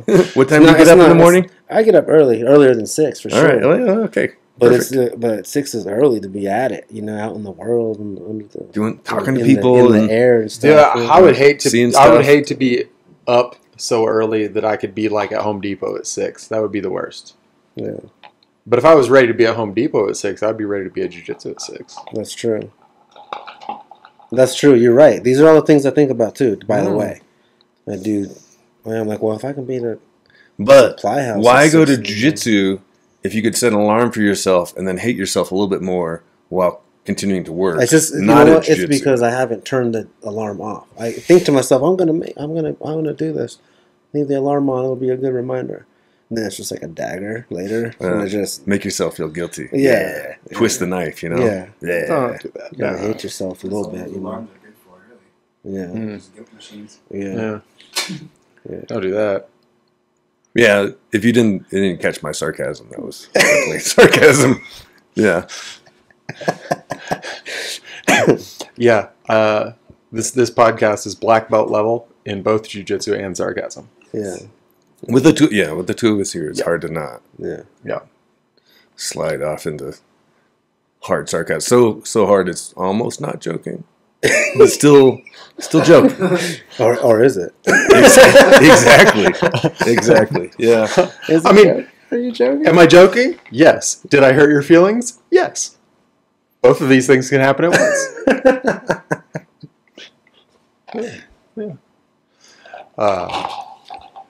Yeah. So Only love can conquer the demon.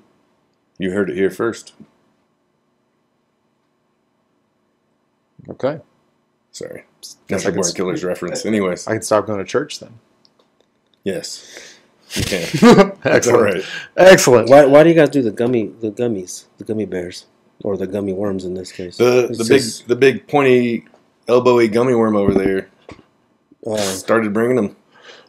it became tradition, huh? It is a Dark Horse podcast tradition now. We eat gummies, and we have a word of the day. As long as with me, the gummy bears it would become something that I couldn't do the podcast unless we had them, and then I wouldn't do the podcast if I didn't have the gummies. That's the danger. We did right? make you guys go and get gummies. Yeah, but before we're here we doing started it. the podcast. We're doing it. Though, Yeah. you know, it's So- still not a problem. Yeah. Yeah. Right? The gummies are a problem when you just can't get the show going because you got to get the right gummies from the right place. Gotta get those gummies, yeah. Which is exactly what happened. Yeah. We got here, and then we delayed the whole thing half an hour to go get correct gummies. Yeah. So yeah, I mean, Here we are. the struggle is real. Yeah. You got it too. Dang. Sounds weird, but I wish I was more OCD. Yeah, a lot of people say that. And I understand, like, and I'm not understanding, like, the dark side of it, like, the downsides of it. But, I wish I was more ordered. yeah. More organized, a little bit more driven to be organized. But that voice in my head says, fuck it. Whatever. Yeah. Oh, look. See, I like it. I like that. See, I want to be like more. I want to have more of the fuckets. Yeah. You know. It's like the girls with curly hair wish they had straight hair, but the girls with straight hair wish they had curly hair. Yeah. Never the twain shall meet. Right. Every girl that's 5'1" wants to be 5'10", and every girl that's 5'10" wants her boyfriend to be shorter. or taller. Taller. Taller. Yeah. They want to be tossed around a little bit. Hmm. Deep down inside. Also, if you're female, over 30 and 5'10", Maybe a little nerdy. Still playing the Pokemon. Gotta Let's catch say. them all. Yep. Catch them all. yeah, they don't catch themselves. Is there like Pokemon in like dangerous situations that you just can't catch it? You're like, that one's way out there in the ocean or something. In the middle of the highway. Yeah. I mean, The legendary sets. they pop up. There was videos back when the game first started of like people running out into the ocean. To catch the Pokemon? Yeah. It was like it was out there. The 20 people just wandering out into the surf. Yeah. It's not quite that crazy now. It's just harmless, nerdy fun. But Old hat. Okay. I think we were reaching that point. Yeah. So we're right over an hour and a half. Oh, Really? how about that? Seems to be our new average. Hour and 36. Time flies. Bro, it's great to see you. I don't see you often enough. Yeah. And I'm glad we came to this arrangement Yeah. about 6 in the morning. Yeah. Monday, Wednesday, Friday. Yeah. That's good. Yeah. How often are you down at the spot? I'm there every single Tuesday in the evening. Every single Tuesday. So I'll never see you at 6 a.m. However, That sounds way better than once a week. right? Every single Tuesday. every single Tuesday, Yeah. without fail. Yeah. And then the rest of the time I'm in Longmont. But Yeah. I do have my boots on the ground in Denver Yeah. every week, which is a little schizophrenic. Sure. It's not ideal. Schizophrenic. My split brain, right? My head is in two spaces: Longmont and Denver every week. My philosophy was there's you ever seen the Courage Wolf memes or the Insanity Wolf memes? They're excellent. You should check them out. Courage Wolf says things that are encouraging, but one of them was like, bite off more than you can chew, then chew it. And it's like a wolf's face in the middle, and he's like, right? And you're like, that's cool. And then Insanity Wolf says the same thing. He's like, like going to work naked and flip off your boss, and you're like, whoa. Like he also, one of them was like, bite off more than you can chew, then chew it. But Yeah. my philosophy with taking on a second business was, like bite off more than you can chew, then chew it. Yeah. But I'm still chewing on it. Sure. Yeah. It's tough. I mean, Still trying to figure out how to 'cause make that a. in something like what you do with this, it's it's quality control is probably a big thing, and Huge. so it's hard to say, it's hard to put your stamp on it without being the one molding that, right? Yeah, that one bad guy making everyone wear white and blue gis. Yeah. That's a huge issue in the back of my mind all the time. Is like, am I gonna put my name? Do I want my name associated with that jiu-jitsu? Stamping the product. Yeah, we have a good team in both gyms, so we're poised, and I'm ready for the Roaring 20s. But yeah, it's Yeah. weird. It's That's a interesting. lot of work. You're like a trucker with two families. Trucker with two trucks, trying to drive them both at the same time. Yeah. Yeah. How do you Yeah. get them both back home, right? Yeah. You gotta Uber one way. Yeah. Sometimes. But I'm not OCD, so it's not You got to get the third truck, right? So that you could get the fourth truck. no. So that you could drive one truck over, hitch the truck, bring that truck back to the third truck, and then you got all your trucks in the garage. Oh, The problem is that you only have two businesses. You need three. I had 3 businesses. One was a CrossFit business, and that was way too much for my poor little brain. But I mean, how much do you know about CrossFit? You need 3 jujitsu. I know that I businesses. don't want to do it. Boom, there you go. That's a lot to know. I know that people like doing it, and I'm happy for them to do it. Truth. Recipe for success. Yeah. Mm. Yeah. So, but Tuesdays though, you're there all the time. We got classes at 6 in the morning every week. Yeah. Monday, Wednesday, Friday, every week. Sounds like what you're saying is there's no excuse. No surrender. I think you just said there's no excuse. Yeah. Yeah. Yeah. You were trying to though. This whole time you're trying to get me to say it. I guess it's over now. I said it. There's tons of excuses. But we're no longer going to be as sympathetic to yours. Yeah. Okay. Yeah. Yeah. And you out there in TV land, if you too want to be peer pressured into coming to more classes, we're happy to do that for you at any time. Yeah. Yeah. Peer pressure for the win. Come to more classes. One of us. Comment. One of us. Comment below about the word of the podcast. Like, subscribe. There it is. There's the picture. Jamie, can you blow that up for me? Oh my goodness. Is that as big as you can make it? I can't blow it up any bigger. What are you looking at? Yeah, at least not That's the without- picture of the judo gym of the I don't know if seminar. I'm gonna fuck up the Oh, the I see. So we're looking at the picture here from Denver Judo. That's from your seminar. Am I in there? I don't know if it's a seminar, but I know this was the first class that Was I that was Taylor in the front there? Yeah. You got Taylor. You got Yeah, Roy. wearing a white belt. Yeah. No, yeah, that wasn't a seminar I'm because I'm not surprised doing the it was- Mike Honcho in front. Mm-hmm. Oh yeah, you I guys couldn't did. find that picture. I was looking for it. I saw it recently on someone's Facebook page. Somebody Yeah. uploaded it. It wasn't on the Alchemy page though. But yeah. Wow. There's Brendan. Oh, look at us down there on the bottom left there. Right. Yeah, there's that squid Billy down there. Look at me. right Oh there. goodness. Right. Back when? Those noodles. If you haven't got a chance to check out the Alchemy Combat Club Instagram, it is most excellent Is it popping? Why do you say that? because it's got all these old school fantastic things on it. Oh, look at me talking to you right there, and that getting some sweet advice. Hope so. Like make triangle. It sounds Make like it me. better than that. No. Make triangle better than that. Right. Yeah. Look at me. My head's just getting. I'm learning. Look at me. Yeah, it sounds. Your brain looks swollen. Look how big it is.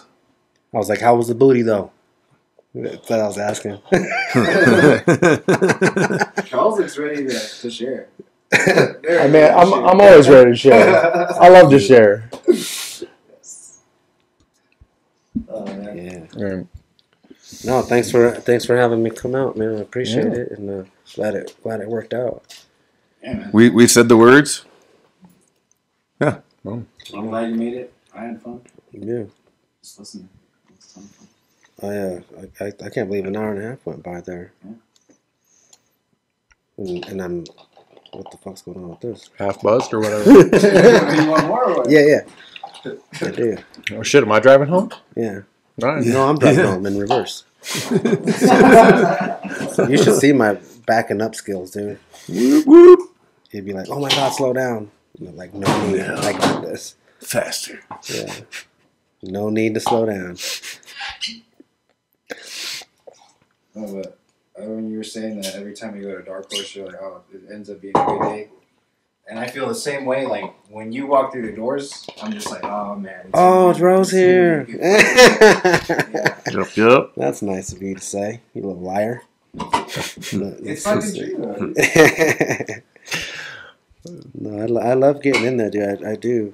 Anytime I see you, Taylor, Doodles. Is Taylor still going around over there? Oh, yeah. Yeah, he was there Tuesday. He's on like he's in like 2.5 times a week. Yeah, 2.5. That's awesome. That's the average. I Yeah. remember when he was at one of these tournaments where he goes and just wrecks it at the tournaments, but he was like tired. He's like gonna fight his last I think he was in the gi. I think he already did like no gi in one gold, and then was in gi. Was gonna do he was like final man. He's just like, I think he told me and Jesse like, I'm just gonna try a flying arm bar. I'm too He's tired like, for a whole fight. He just goes in and is like, whop, just does it. We're like, crazy. Yeah. But that boy is good, man. Very, very. Yeah.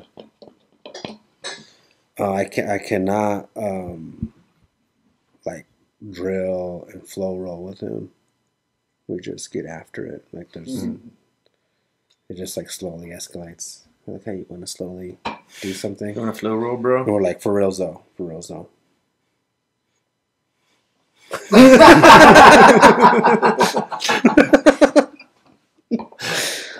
You know, and it kind of starts with like a couple, you know, and then you're like, and then it's just on, you know. Get off of this. Oh, you didn't like me breaking that grip? I guess you should kill me. I do that with all kinds of, like, Mikey is the worst. I get with Mikey and I'm like, oh yeah, we'll just move around. We're just gonna 25%. I'm going, honestly, I just want to move through my technique a little bit. And 45 seconds later,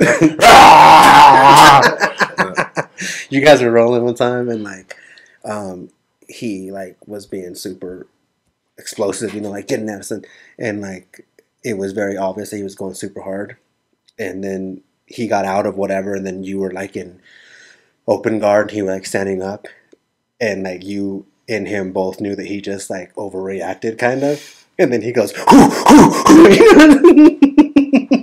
like just to pass your guard, like it was just really funny because like you guys both were like, that was a little much, you know.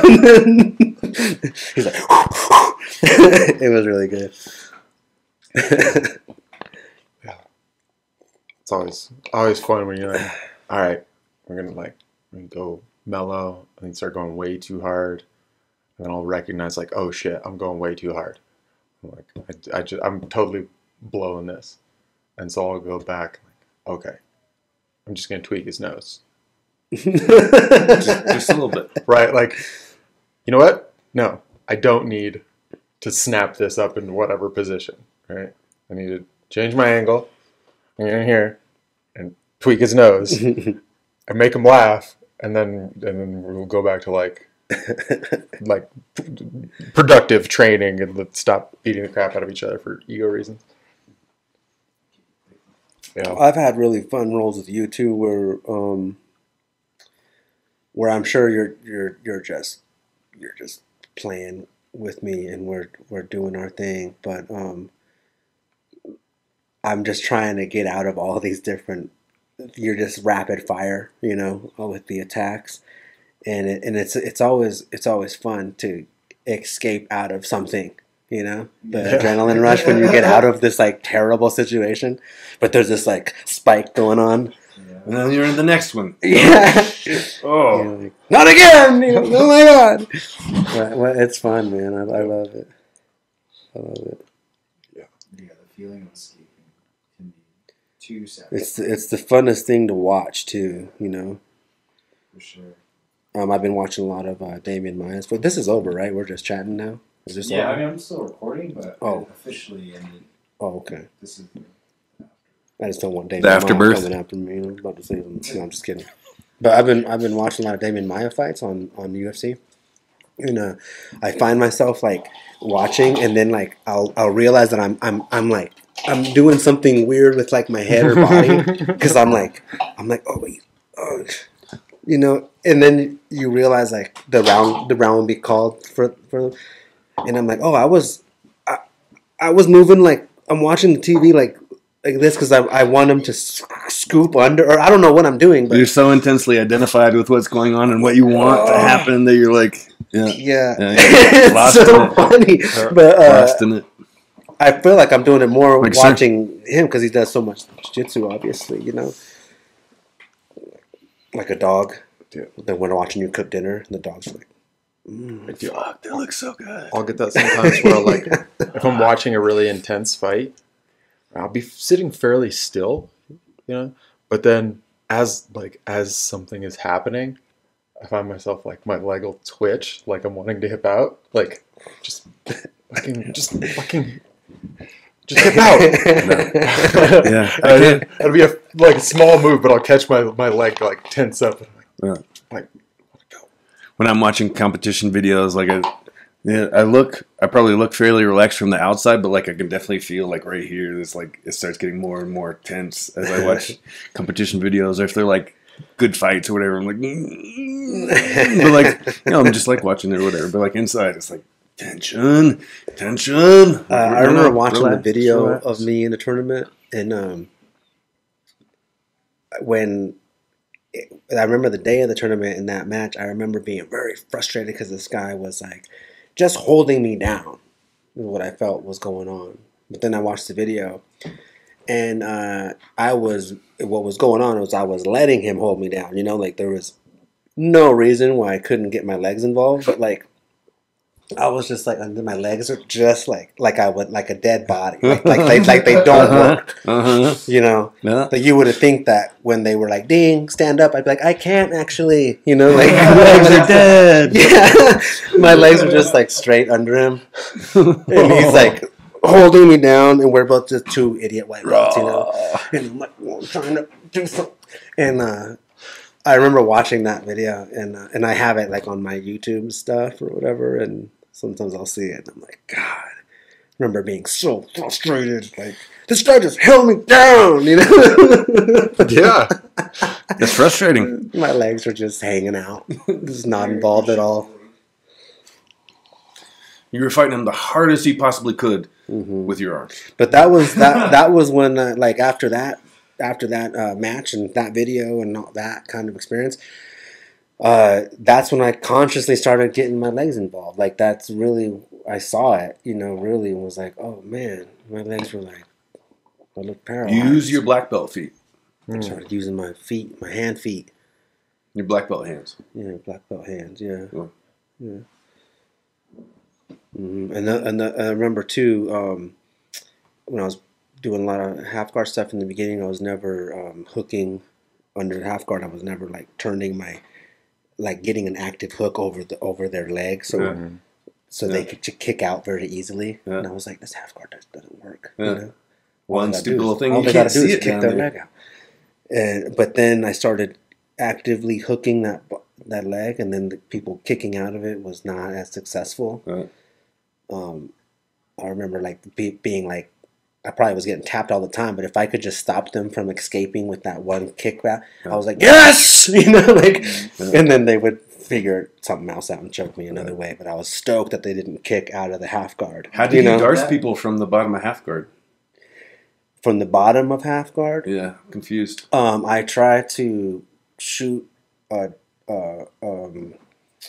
Kimura and then fall to my back and turn the other way, and then shoot up this way and then bring them back in this way. There you go. You know what I mean? Yeah. So they're like, don't take the Kimura, and a lot of times they'll tuck in to the inside of their leg, As they should. and then you drag it across your tummy and turn this other way, and then you reach up this way. You know, try to stick your finger in their ear. Whoop, whoop. Yeah. Huh. Yeah. Huh. So that's what I like there. And you know, that the darts from the bottom. First, I started doing it from when people were in side control and they would underhook my arm, Let them up.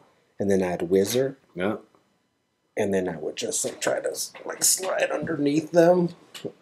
This way, you know, and I'd like smash my ear and face and nose, and I was like, "Fuck it, I'm getting the darts." I got this. You know, just getting smeared. Yeah.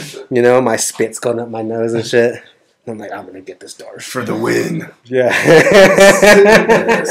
Cauliflower for the win. Yeah.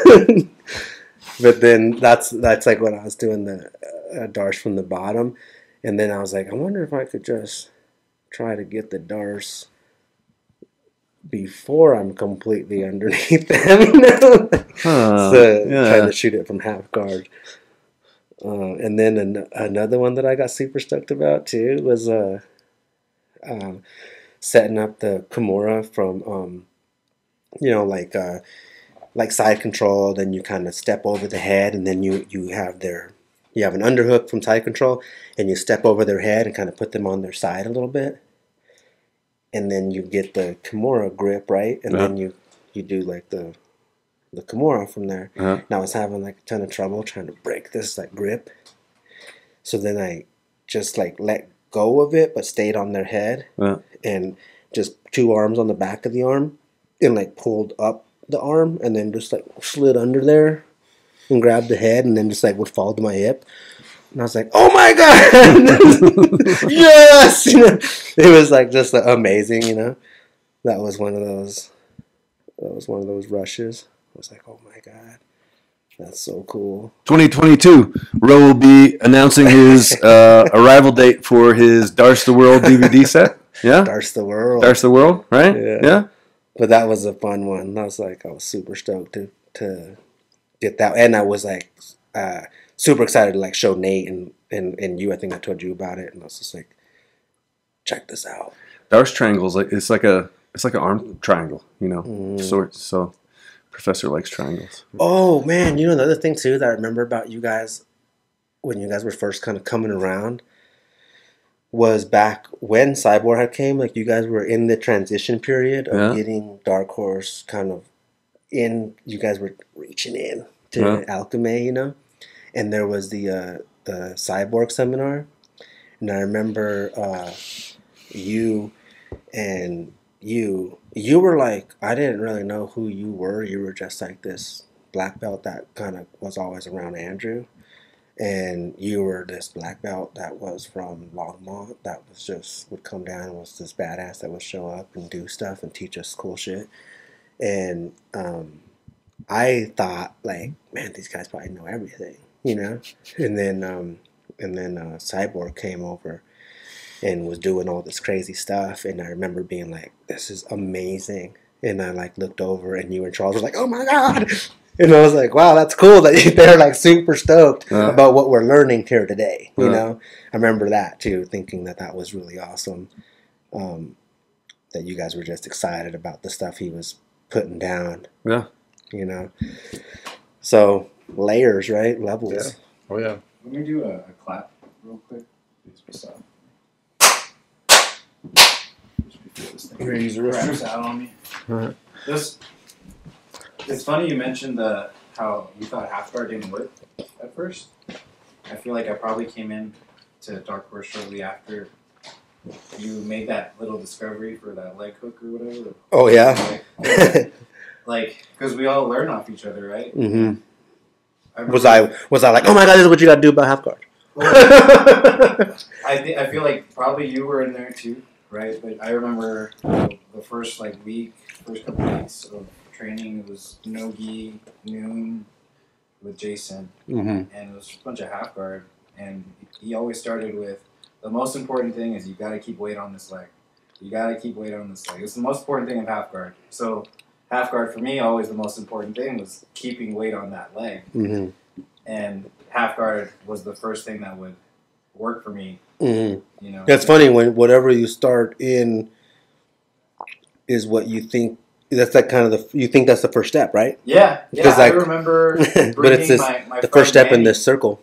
Yeah, I brought my friend Manny in like a few months later, and the only thing I maybe had a grip on was half guard getting to dogfight. So that was the first thing I told him. Like, oh, let me show you the most important and basic thing. You gotta keep weight on this leg. First thing about jiu-jitsu? You gotta keep weight on this leg, bro. Yeah. I remember, you remember Sam